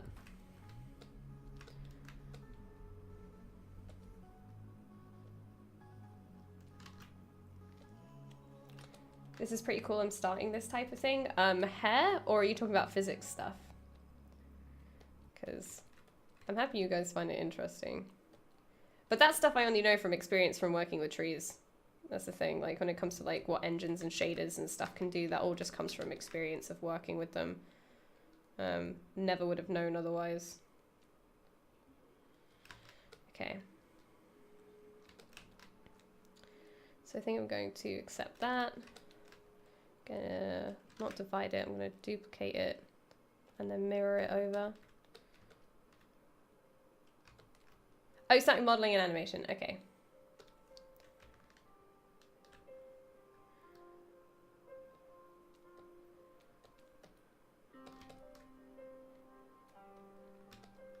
So I'm obviously gonna change this hair so it's not quite as tall, like all of it together, because it's all building up to be quite high off his head. And it's much sleeker in this. So we'll probably just use like transpose master and like smush it all down a little bit. I think his head is also just really high, but.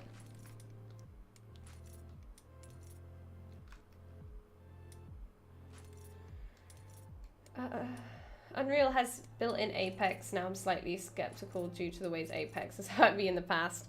Yeah, we've done, look, I've seen what Apex does with hair cards. It's not the best, to be honest. So I wouldn't suggest using Apex really, unless you can you're really restrictive with where you use it and how much of it. Really. I wouldn't suggest like using it very much. Avoid it when you can, I guess.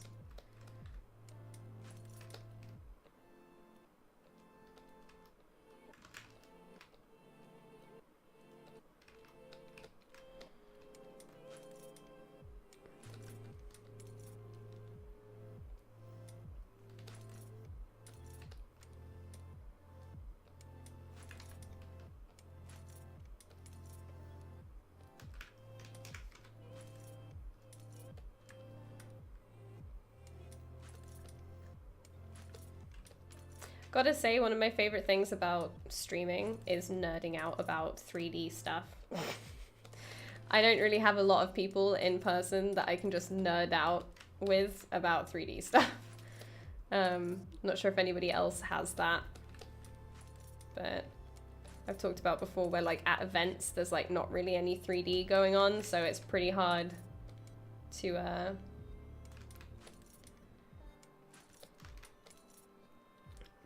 meet other people who do 3D. because we're all inside. We're all inside doing artwork. That's why we don't go out.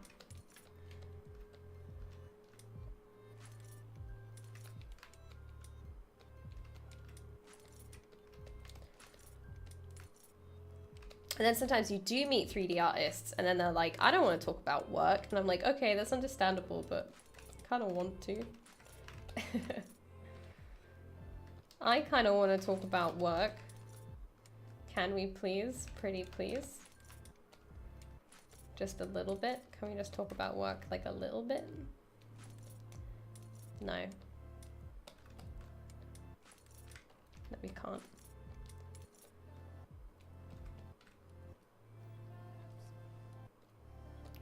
Benka! Boop. So much time spent on hair. It's so much time spent on every element, really. Hair is like one of the ones that a lot of people pay attention to. So it's like hair and faces. You can kind of get away with some other parts of a character to kind of be like, okay, well, I'm not going to pay that much attention to this part. You know, kind of how if you do draw, when you draw, you kind of create a focal point where there's a lot of detail and then there's not a lot of detail or refinement in other areas. I guess you can do the same thing in 3D and you can be like, oh, I'm not really going to refine this piece or put so much polish into this area because no one's really going to be... It's not the focus of the character. No one's really going to be paying too much attention to that part. So I can kind of tone that down a bit more in comparison to like the hair, the face, some of the clothing. But hair is just one of those things that everyone always notices. And when I see really good 3D, and a lot of the time, if there is something wrong, you can notice it in places like the hair. And then you kind of can't unsee it, really.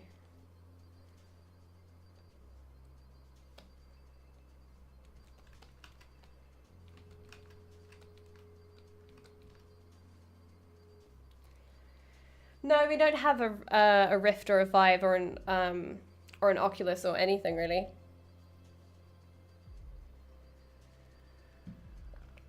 We don't have any VR stuff. I've been seeing VR sculpting and it looks fun. I've been seeing a lot of people getting into that.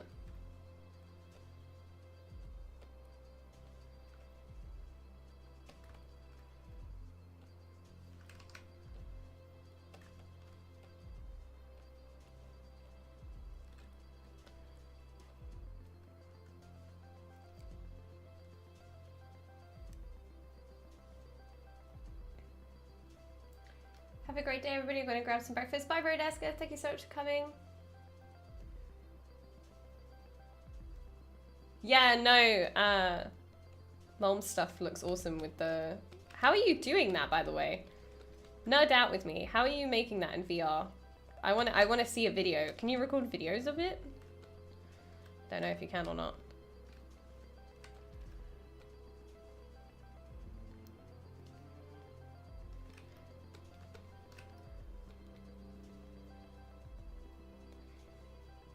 The time you're potentially saving might make it worth for the investment for your employer.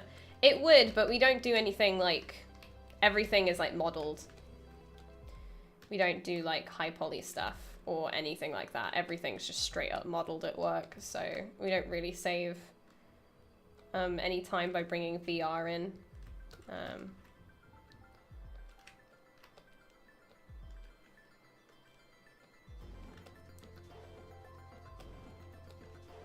So I don't use ZBrush at all at work. Everything I've learned with ZBrush or anything like that, I do at home.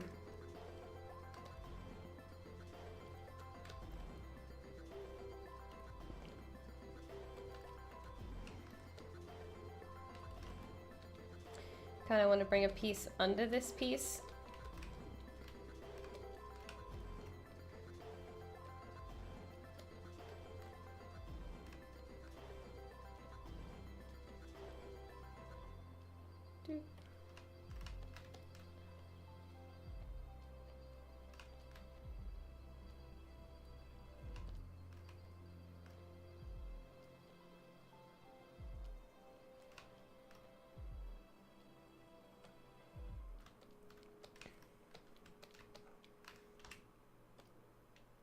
keep picking the wrong one.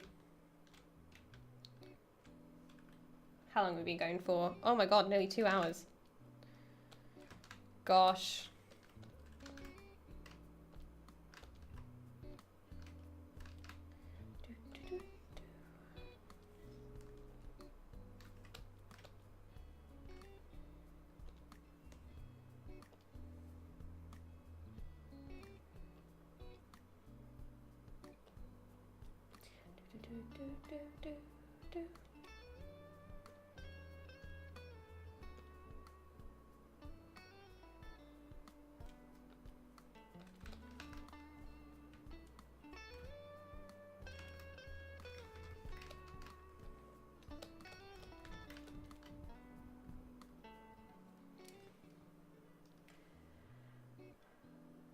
We're in the same boat then. So little ZBrush and character work at work. People get surprised when I just make a quick asset. So much tech art, for creative air. Oh my gosh, I know how you feel.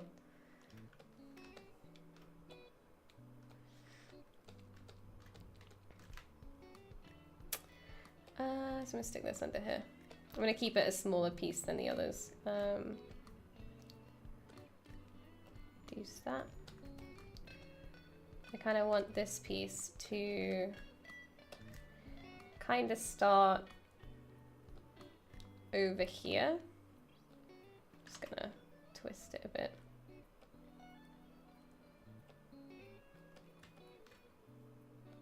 And then bring it under.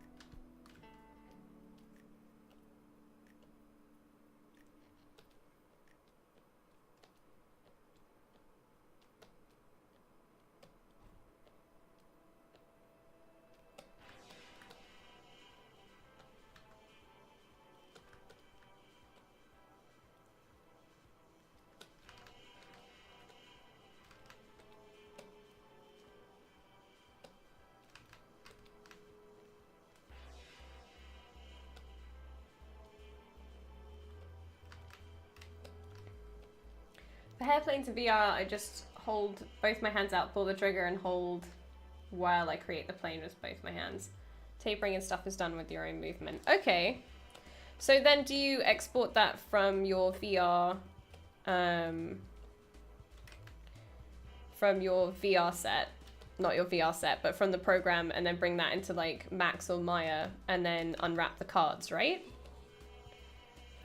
So you don't apply the texture in VR, you do that outside.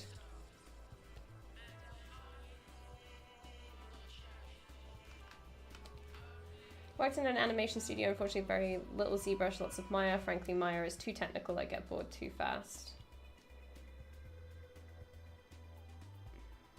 Do you know if we have to register for the ZBrush Summit, if we're just watching online? I don't know.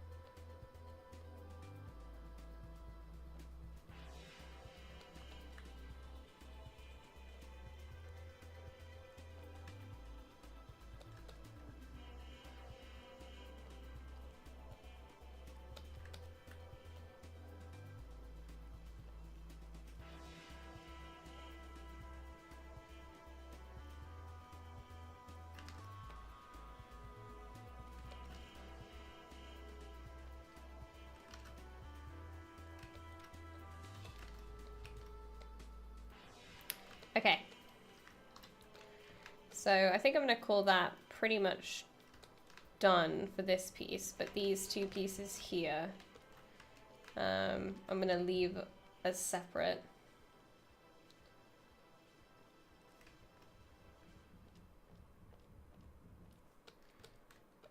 But we're just going to have these pieces along with this one. And then I'm going to kind of Dynamesh this whole thing together. So these, I'm just going to merge down.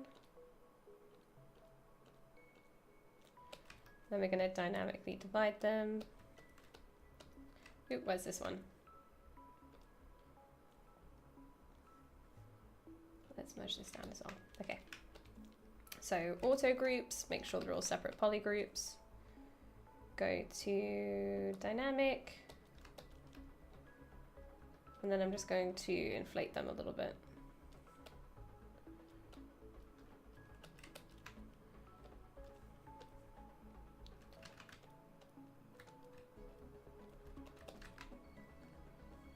And then turn mask by poly groups on so I can kind of move some stuff around a bit.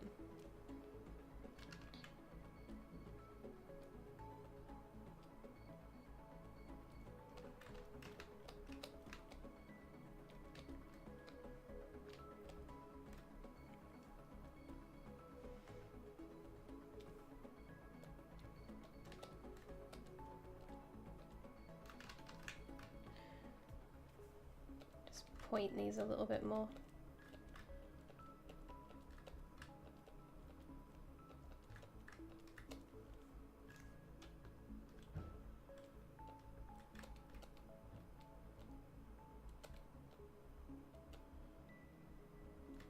Okay.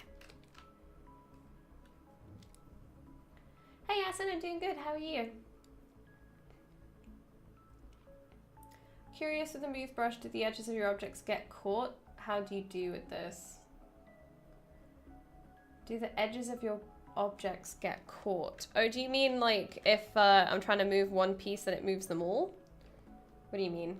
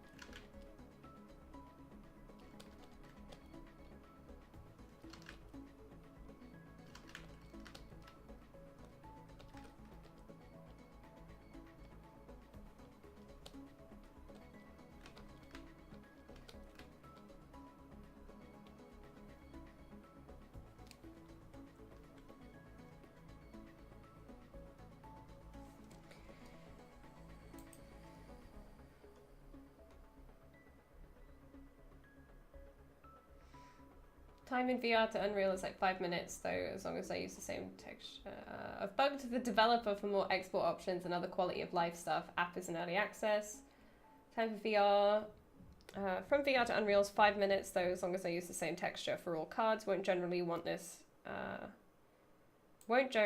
So I budget time for manually assigning materials, but that's pretty much it. Oh, okay. Sounds pretty simple, actually.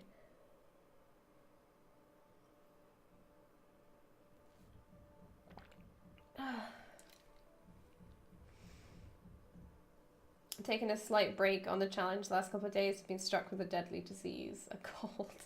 I've got it as well, and I can feel it hitting me. I don't know how I'm gonna feel tomorrow, and there's supposed to be like a 12-hour stream tomorrow. And I just feel sick. I'm just like, ugh.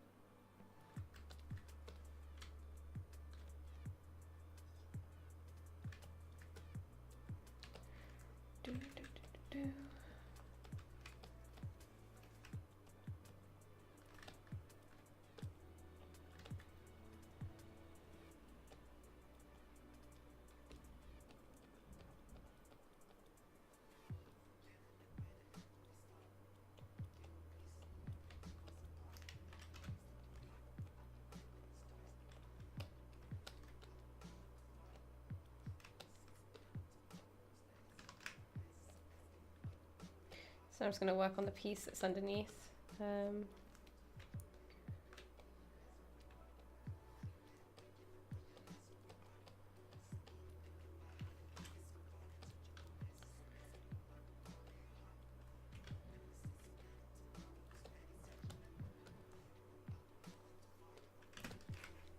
Oh, Dorian, why do you always have to wreck everything?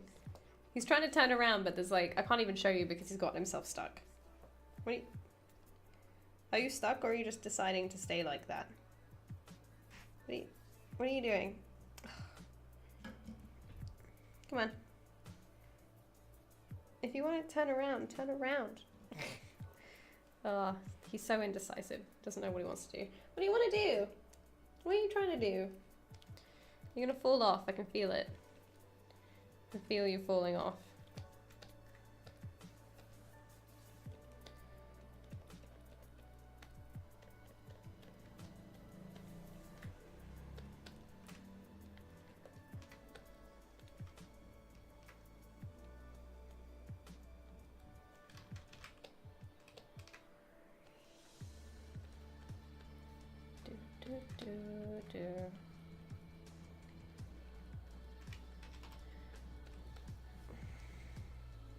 Move over. I'm just like slipping off my leg, but he didn't care enough to like change that. So he just like lays there until he falls over, and then he scratches you when he like falls off. You're like, dude, you could have done something about this before.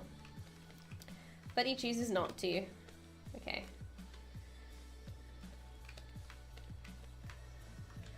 So we're gonna see detail at the front end of the hair. So we're gonna kind of see strands and stuff right at this point.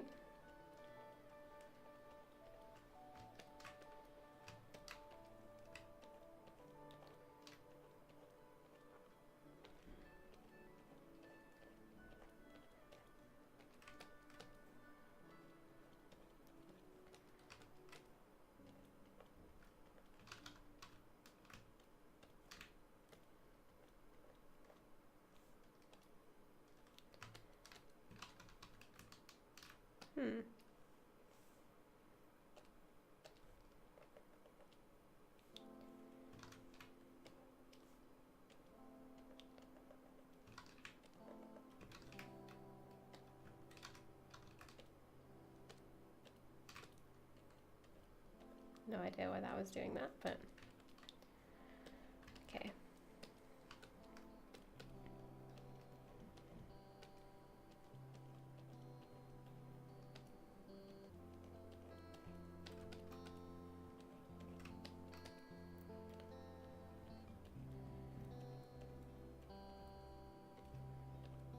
And everything's looking quite round and soft right now, but we'll fix all of that up.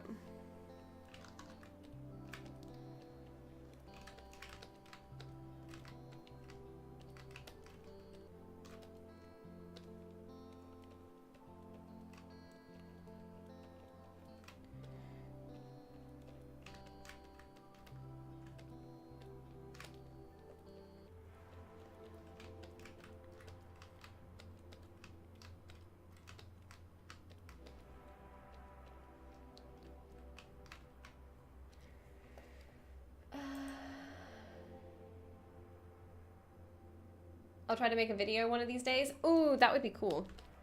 Let me see a video of you making it, because that would be awesome. Okay.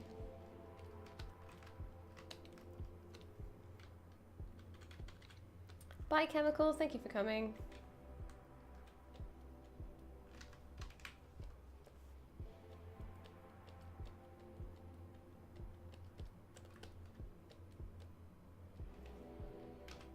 I'm just gonna flatten the top a little bit. I don't like this kind of soft, round sausage shape. So I'm just gonna use hard polish to kind of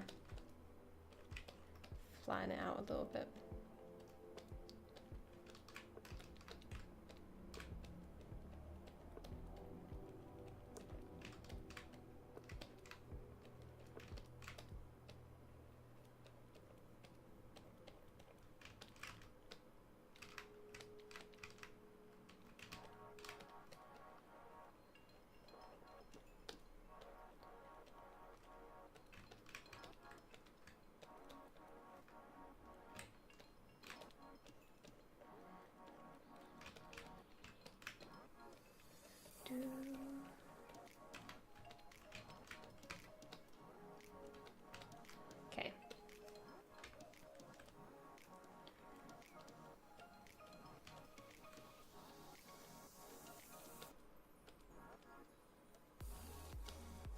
trying to make sure all the right pieces are like above and under each other.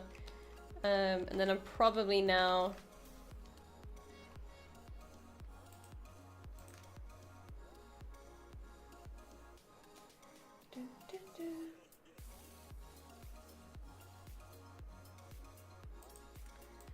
yeah, no, this is looking awesome.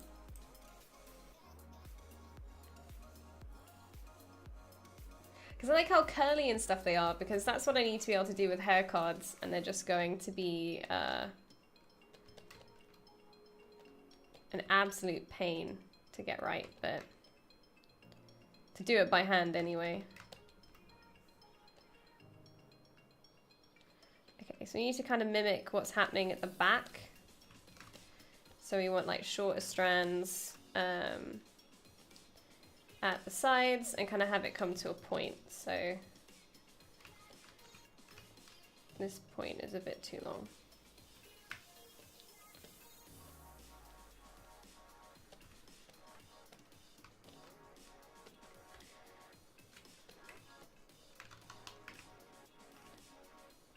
Okay.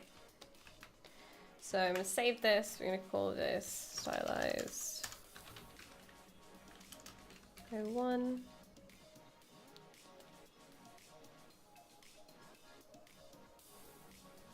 The colors you can do in VR is only limited to how your body can move. Makes sense. Just imagine you like dancing around. There's got to be a video of you actually doing it, right? I wouldn't miss that opportunity.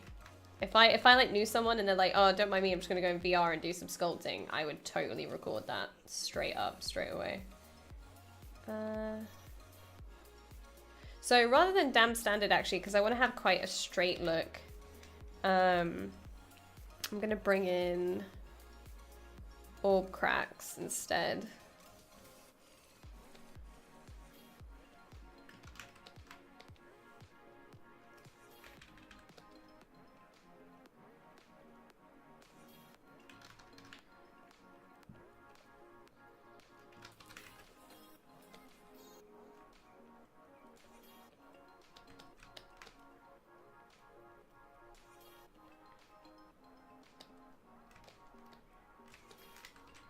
And swap between that and snake hook and just kind of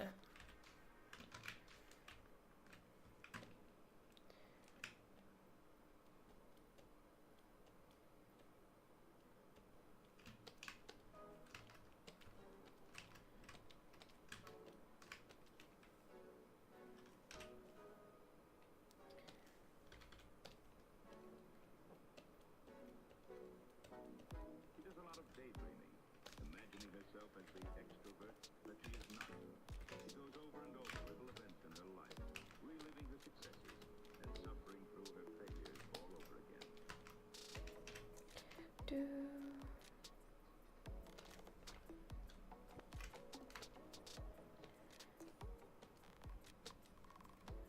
kind of want to start dynameshing this together in a minute.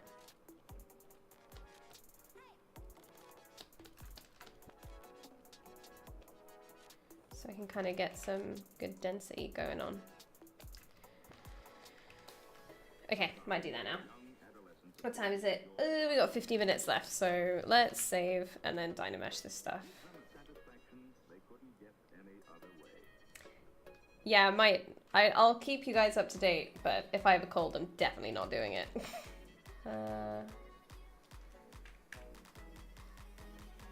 So let's merge this all down.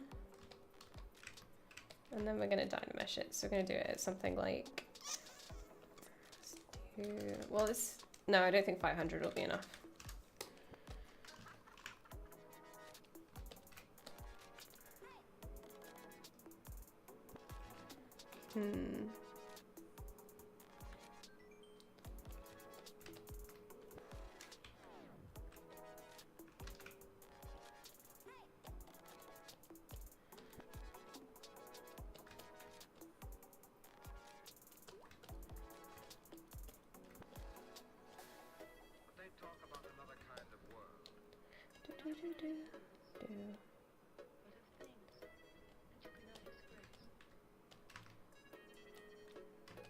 Hmm.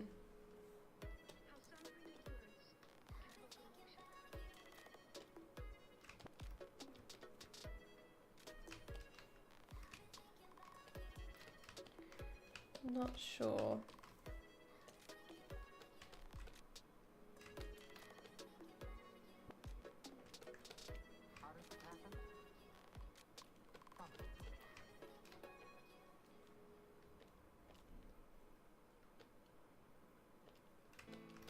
Okay, I think I'm going to Dynamesh those pieces together and then do the others separately. So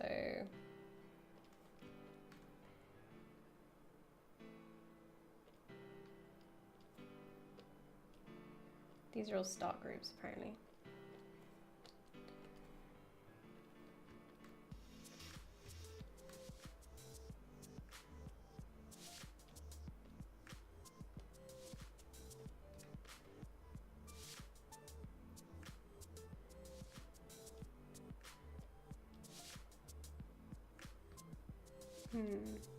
Hey Boyfruit, how you doing?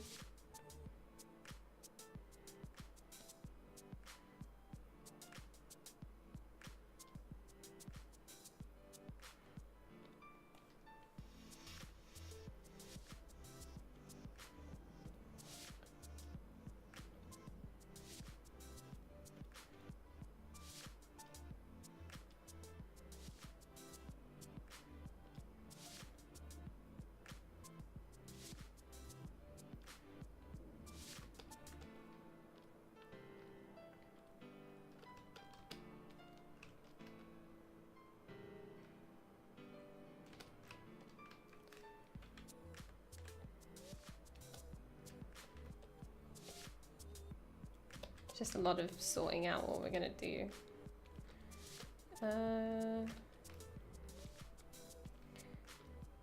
Nope, nope, don't want those. Okay, those are all the right ones. Okay. So now,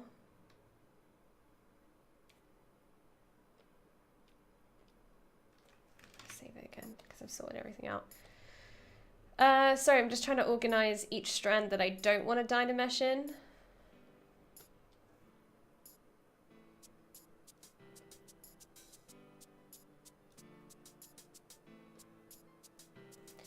So let's just go and do it. Let's go merge.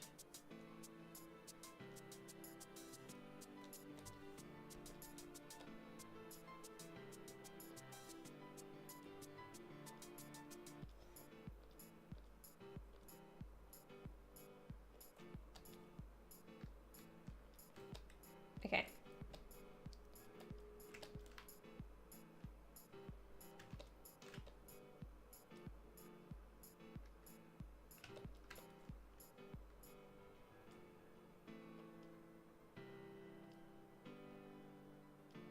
For some reason I've split off this inside piece, but I think it's just because it's a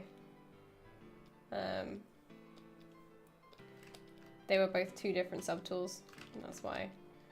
There you go. All right.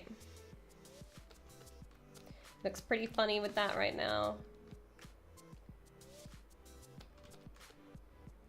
Let's sculpt this in. So we're going to Dynamesh it. Probably at something much higher.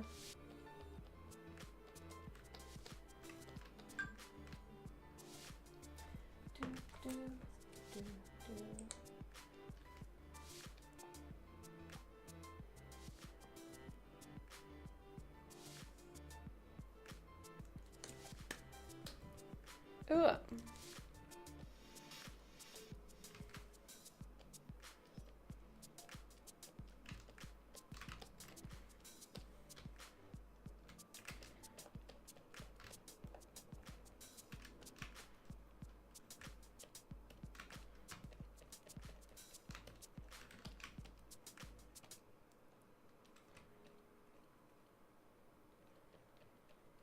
Because I have massified polygroups on, I'm not painting over these big strands.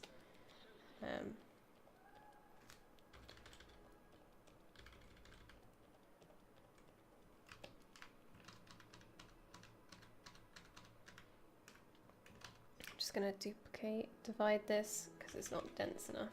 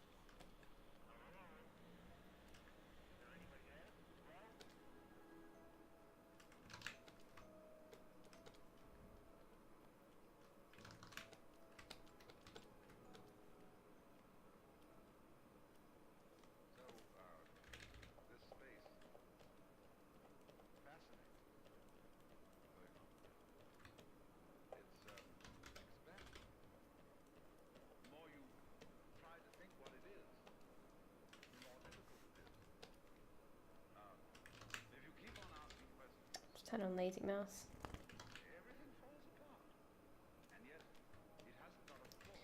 And blend out the start.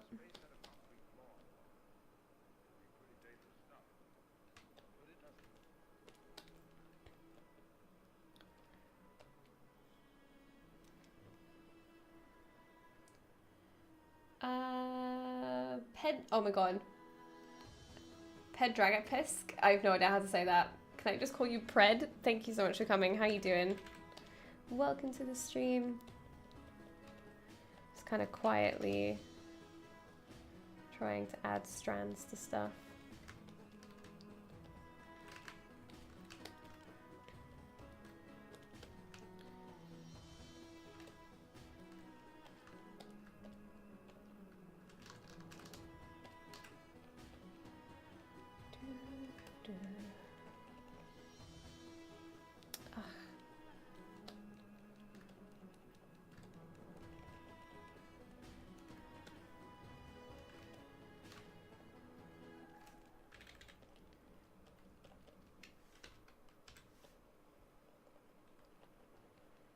Polish some of this out.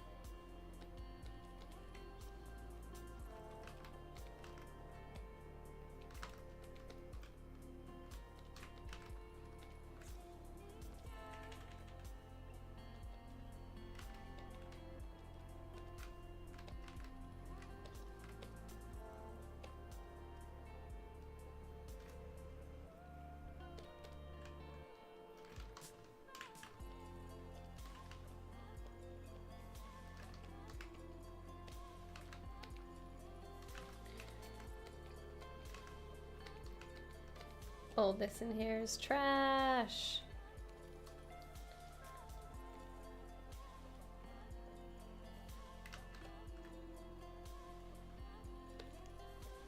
Just gonna move this all back here.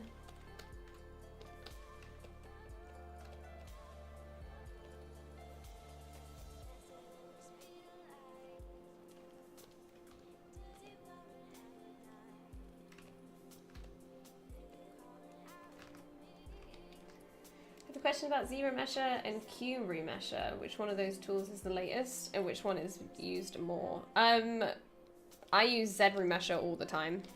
I don't know about QRemesher, but I just use ZBrush. Whichever one is used more depends whatever effect you want. That's up to you. There's no exact science, really.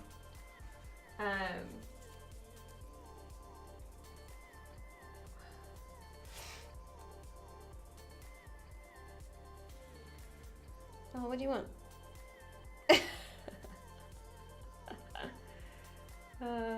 But yeah, it depends. Yeah, I'm pretty sure ZBrush. I don't have QRemesher. I've not heard of that before.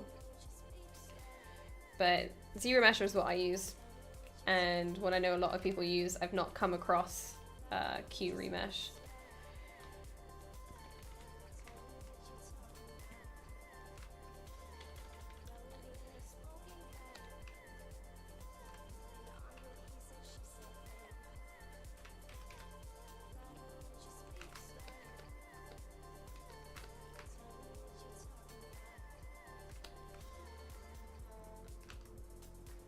Hi Tyrandel, how you doing? Alright, let's Dynamesh this together.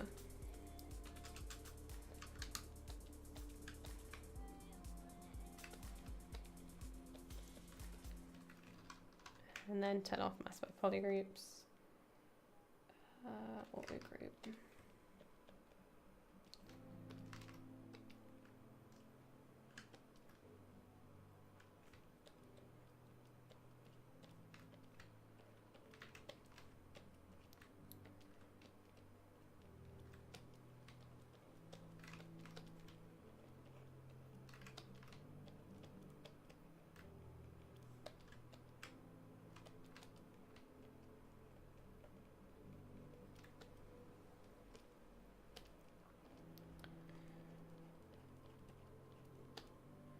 Going to inflate that because it's getting too thin.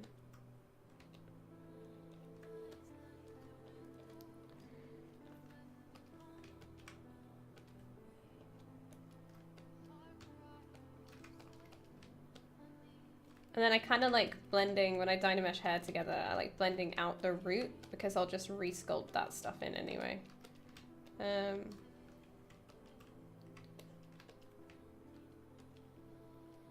Just gonna smooth everything out a bit.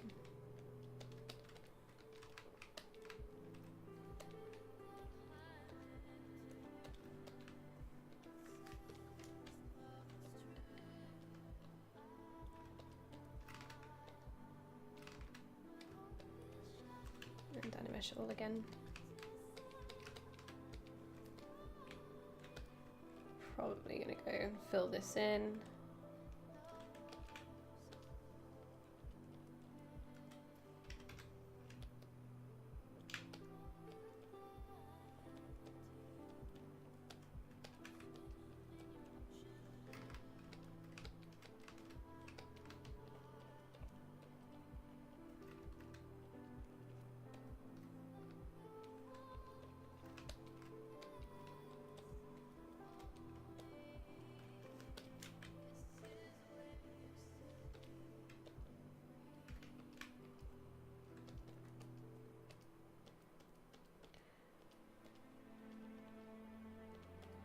Inflating some stuff with Dynamesh.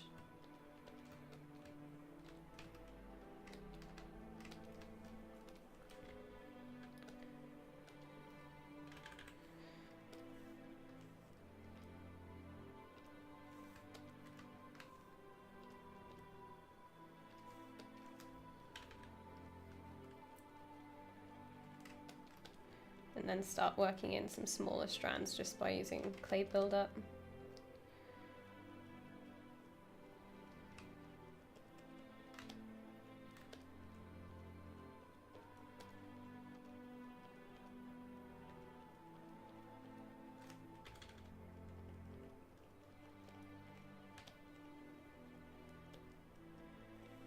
Turn down smoothness a bit.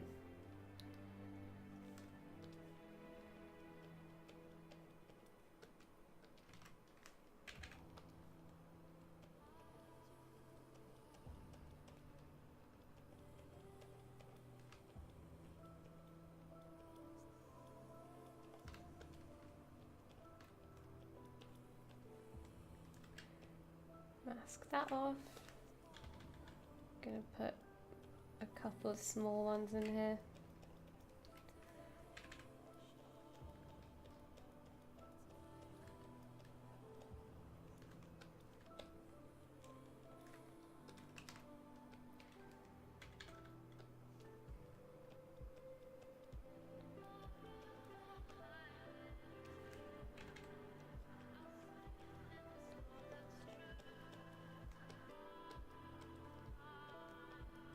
That's kind of how I do it. I just kind of build everything separately at first and then Dynamesh it all together and sculpt into it a little bit more.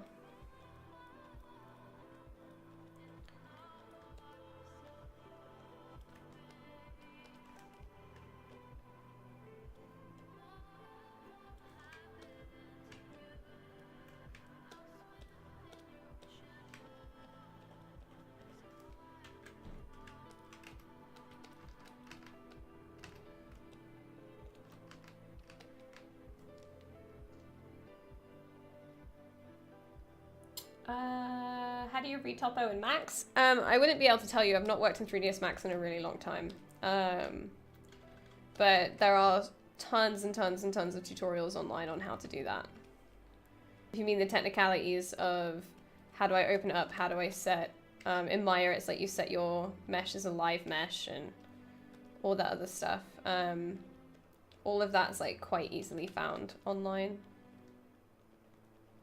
That's the kind of thing you're talking about.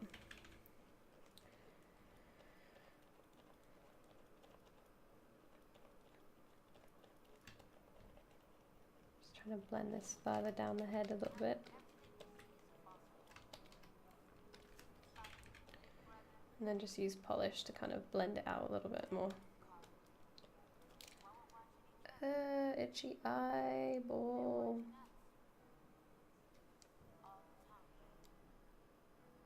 The way I work is simply decimate the high-res mesh, send it to max, and then trace over it to get the low-poly version for Unreal. Sometimes it helps to have a tool that will quickly generate a new low-poly shape purely for game prototyping. Yeah, I mean, you can use auto topology and stuff for prototyping. But yeah, ZBrush is really good for stuff like that. But I would suggest projecting the mesh after you've ZBrushed it, because you lose a lot of form. Well, not form, but you lose a lot of volume when you just do it. You just do ZBrush it without projecting it.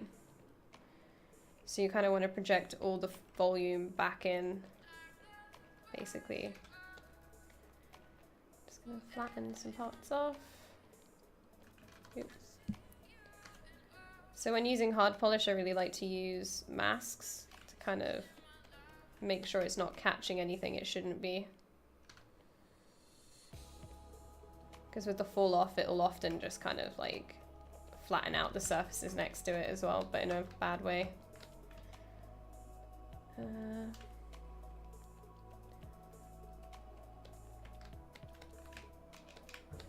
Kind of want to blend this piece down here a bit, so it kind of looks like it splits off. So if we could like bring this down here, so it looks less like one big chunk, and it kind of looks like it blends in a little bit more.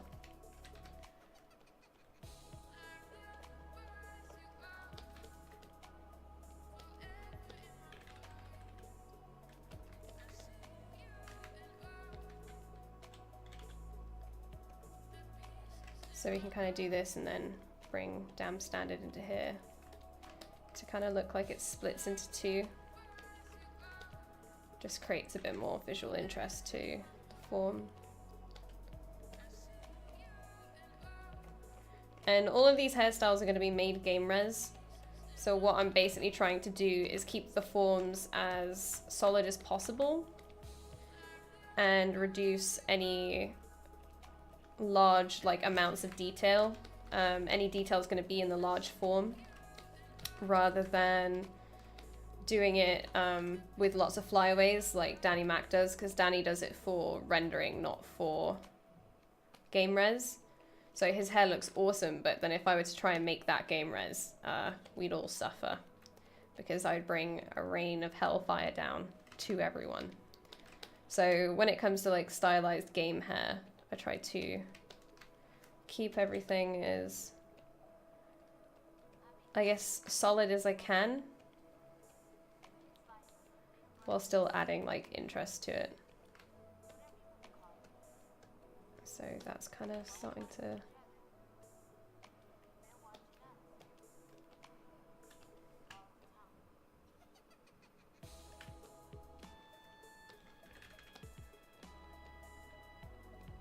Just gonna reduce the intensity on that actually.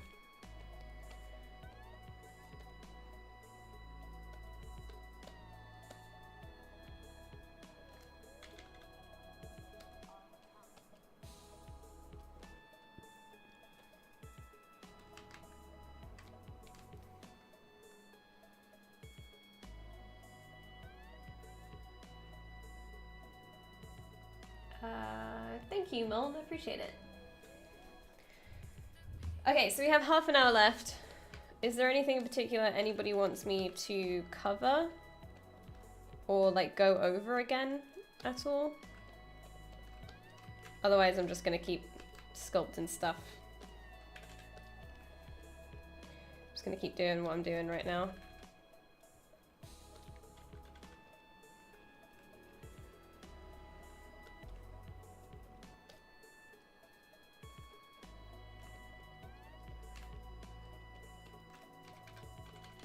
Because next week, I'm going to finish this on my own channel. Probably bring it back onto ZBrush when there's a little bit more to do on it.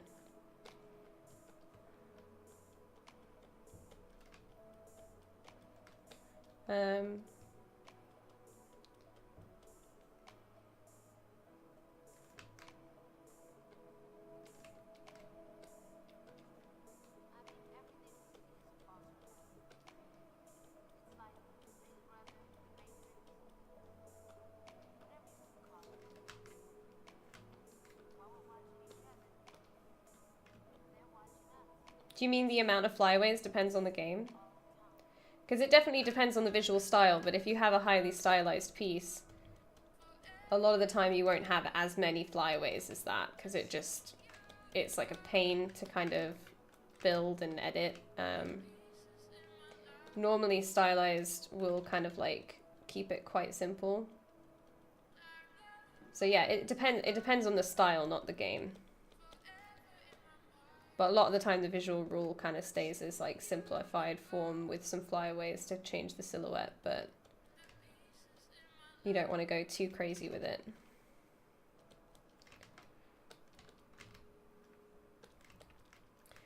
Did I make this brush? No, these are all just ZBrush standard brushes. Just using damn standard and clay buildup. That's it. Oh, poly count. What was it? By the way, how many polys would the character be in game? Oh yeah, it depends on the, like, what platform you're doing it for. So it depends on, like, visual style, but mostly it depends on platform. So, console will have a lot less than PC. Mobile will have even less. The Switch will have less than many consoles, you know. It depends on the platform normally. And a lot of the time, the visual style is a reflection of that limitation. So, like for example, with the trail, we made it look very boxy and very kind of cut out because mobile had such a strict limitation. We used the limitation as a way that drove the style. So, it depends on the platform.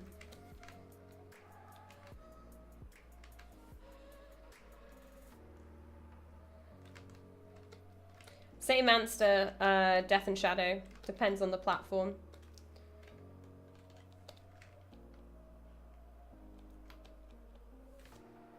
Also depends how many characters you're going to have on screen, how intensive the environment is. Is it an NPC? Is it a hero character? There's so much stuff that is taken into consideration when deciding on poly count.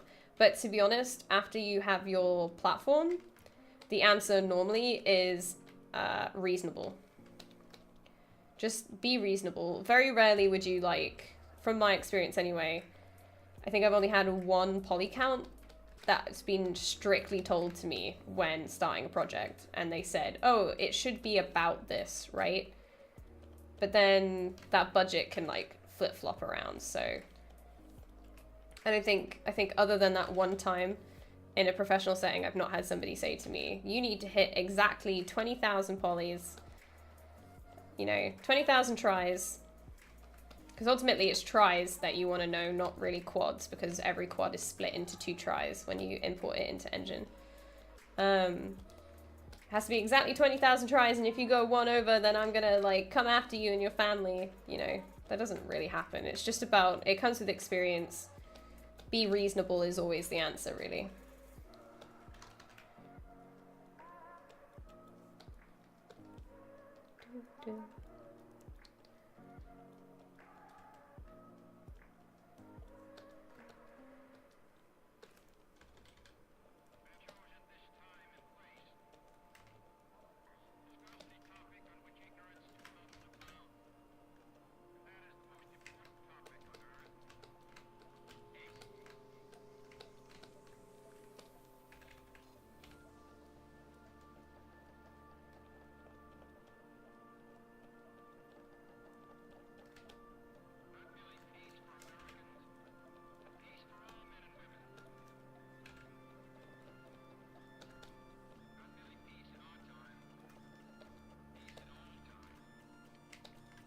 Bye, Mom. Thank you so much for coming. Have a good day.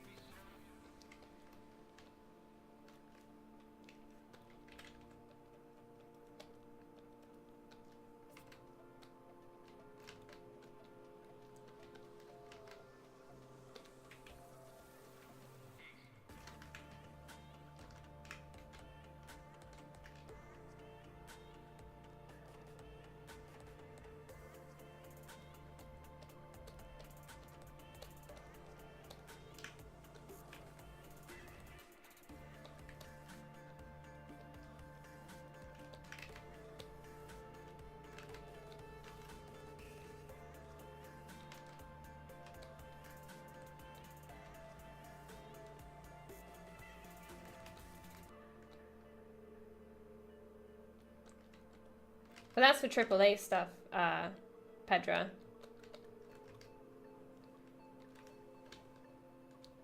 And then that limit also changes from PC to console. That stuff will change. Because PC can handle a lot more than a console can, for example.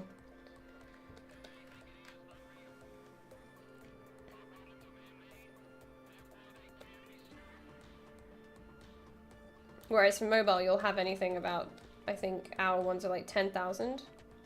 But that's like with like a full crazy costume. If not, they're like 8,000 for mobile. But then it also depends, okay, how intensive is the environment? Is the environment taking loads of memory? Are you going to get close to that character? If not, it could be a lot less than that. Hero characters often have more budget than other characters just because they need to look much better than others.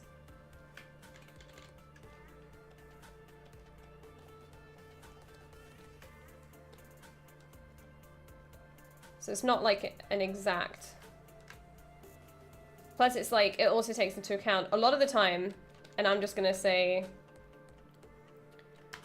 a lot of the time, it's not your mesh that's going to take up memory. Your poly count is not what's going to take up memory. It's normally one of the last things that you go to when you're trying to save memory, is reducing the poly count of stuff. It definitely helps to have it low. Not saying it doesn't. You have to be quite careful with it sometimes because you can go overboard. But normally the thing that takes up your memory and you have to be the most careful with is textures and bones when it comes to rigging. Those are the 2 things that always take up ridiculous amounts of memory, is textures and bone count on characters. So when you have somebody saying this is way, you know, your character's taking up too much memory, often it will be bone count or textures. Normally textures that they will ask you to reduce.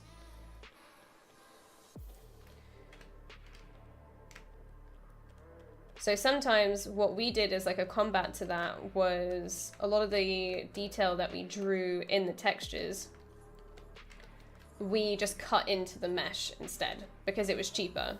So topology is often way cheaper to have than textures. And that's why an environment that they don't really want you to stay in will often have low res textures, or certain stuff will be repeated. So then it's also materials as well. So you'll kind of have like, if you have one material but you're duplicating that material loads and loads and loads and loads of times, that costs lots of memory. So sometimes you'll try to create like, you'll have one material and one texture that will texture several assets, and then you'll only use that one material rather than lots of different ones that all do a similar thing.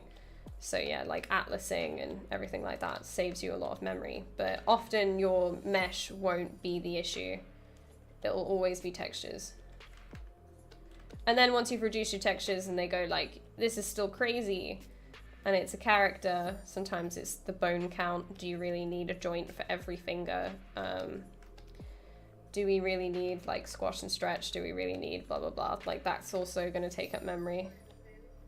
And quite a lot of it too, so that stuff needs to be taken into consideration, but very rarely that I've experienced when there's a memory problem is topology a problem.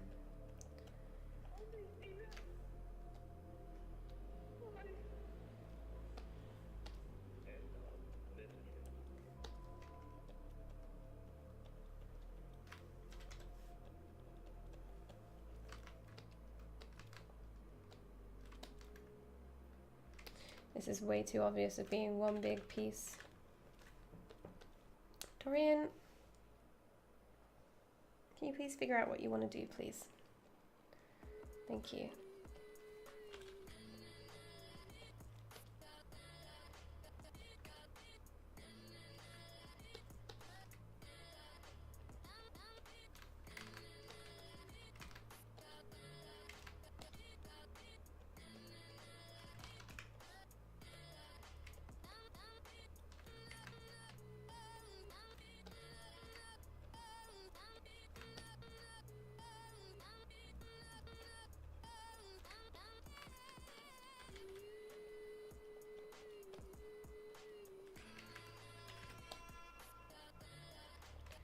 So I'm just trying to blend some of these pieces in a little bit.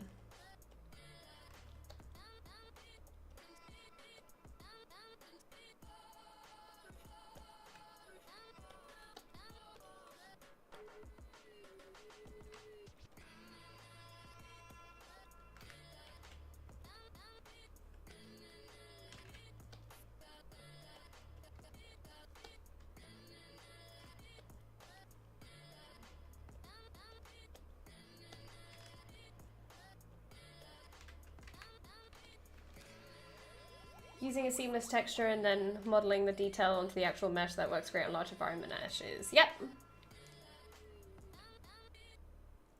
Or decals as well. You can have like a whole atlas of just decals and just use like, but alphas are expensive, so you have to be careful with how many of those you use. But decals are also another option.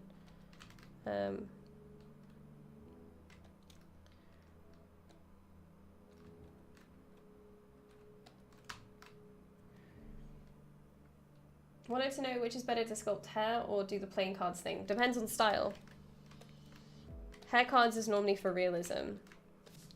Sculpted is normally for stylized, but it depends what style you're going for.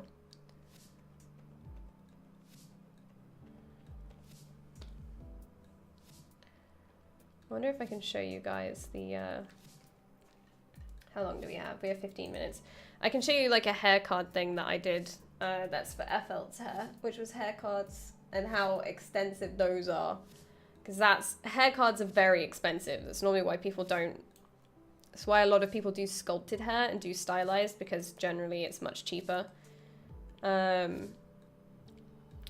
I wonder if I can find it. It's quite an old file.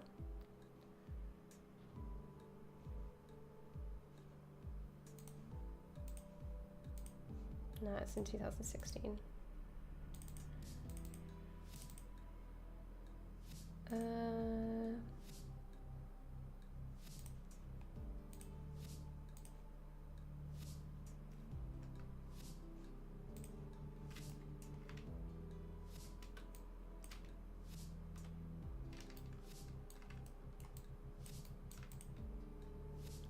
So these are hair cards.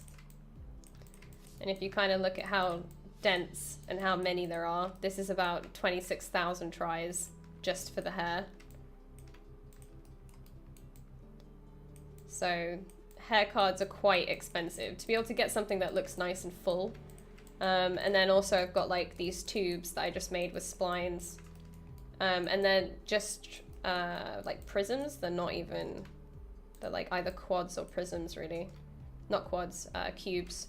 So they're just cubes that I just made and used splines to kind of create. And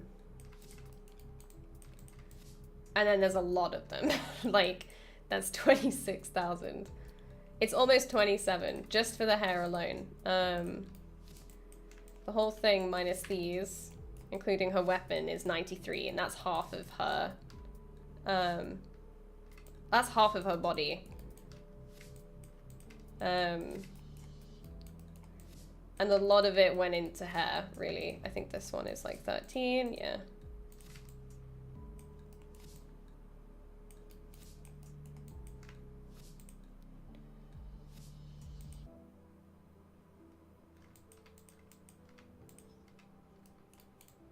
Yeah, that's pretty extensive. That's normally with hair cards.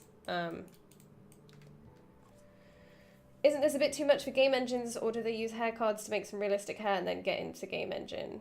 Hair cards is how you get realistic looking hair into game engine. There are a lot of ways that you could build this to be more efficient than I have.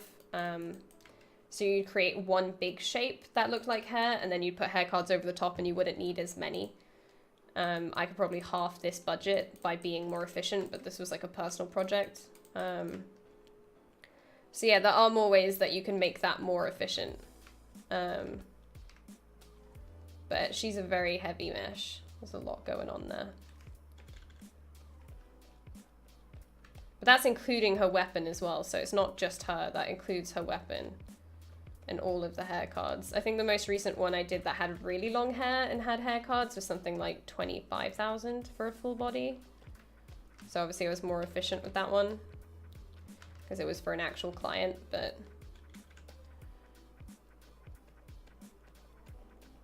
when it's my own stuff, I just kind of don't care about the limitations. I just kind of make it look cool.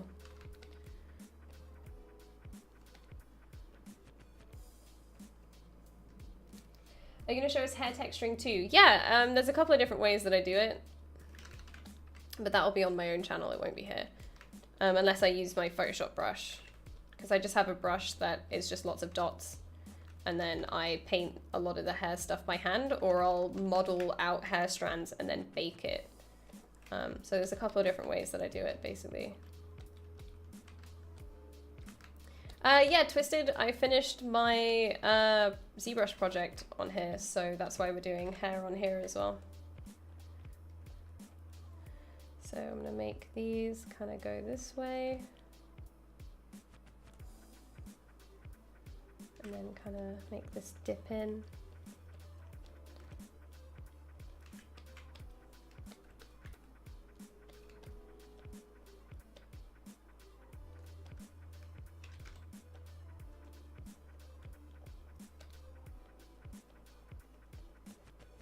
But yeah, we'll do hair cards next week, so I'll show you guys how I do that on the ZBrush channel. I think, no, I'm not here next week. The week after, sorry, we'll do hair cards. Because next week I'm at a wedding. I'm not even here.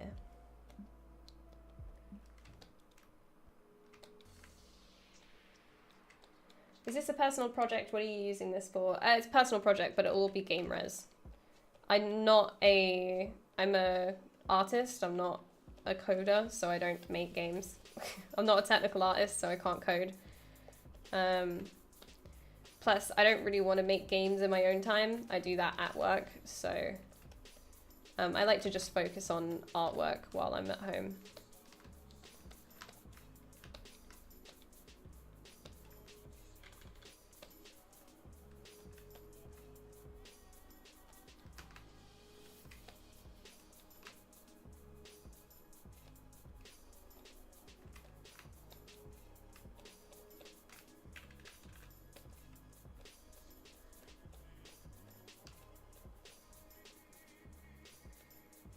Yeah, it's not just sorting, it's also, you can fix a lot of sorting issues by projecting your normals.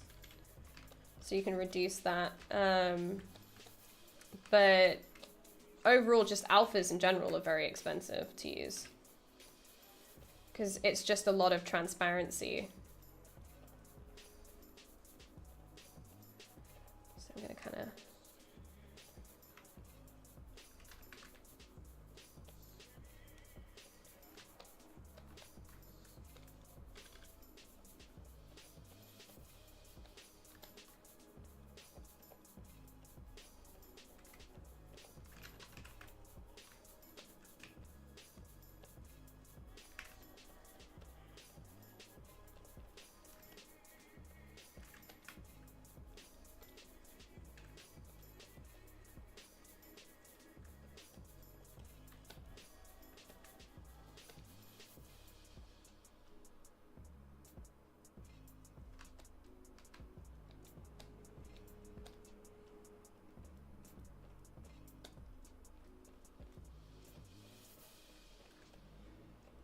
How did I get the job? They asked me.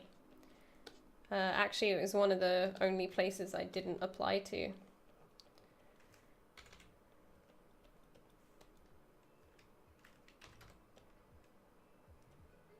They found me somehow.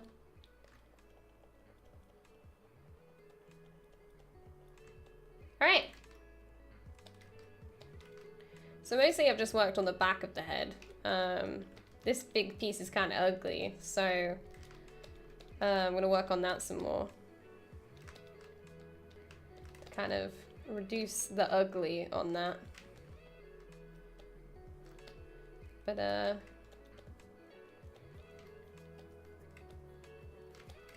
overall we're starting to get something pretty cool going on. I'm starting to like a lot of the form that's happening. I've pretty much finished the girl's hair that's here. This is just, I need to figure out what I want to do with the fringe. I've still not decided. I might do like a straight one, I'm not sure. But yeah, this is kind of like another study that I've done. They don't really need to be like completely finished because I'm learning a lot just by doing them.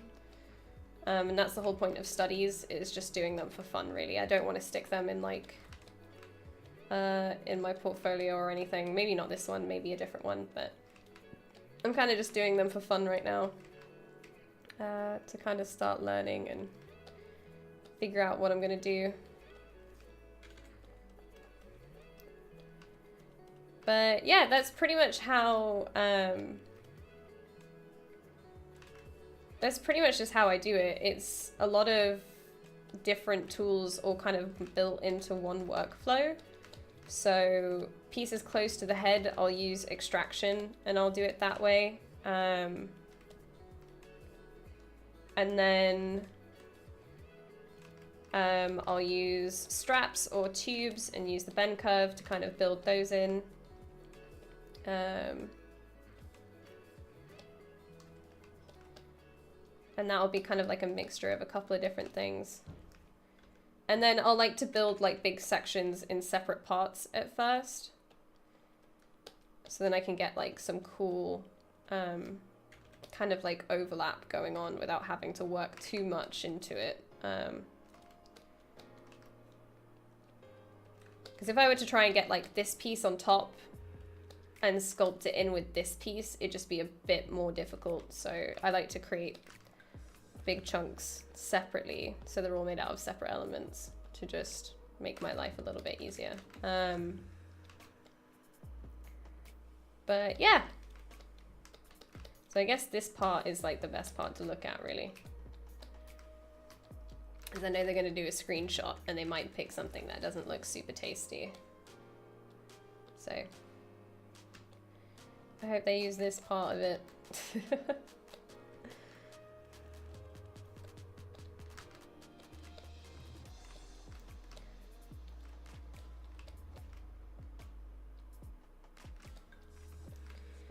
And then let's turn the color on. So yeah. That's pretty much what we've gotten done today. Yeah, it's just the base mesh human because I'm going to present it like this. You're not even going to see what the face is, so it doesn't matter. But yeah, that's pretty much what we've gotten done today, is almost the back of it's completely done.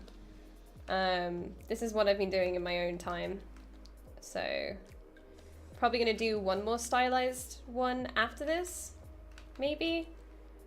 Maybe something that's a female hair that's a bit longer would be nice to do. But after that, I'm going to start working on like hair card stuff. So more realistic pieces.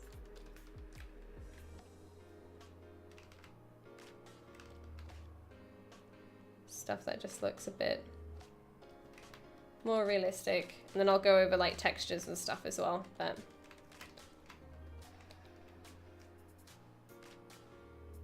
so you're not been focusing on his face when you should be on her? No, I've just been doing the hair.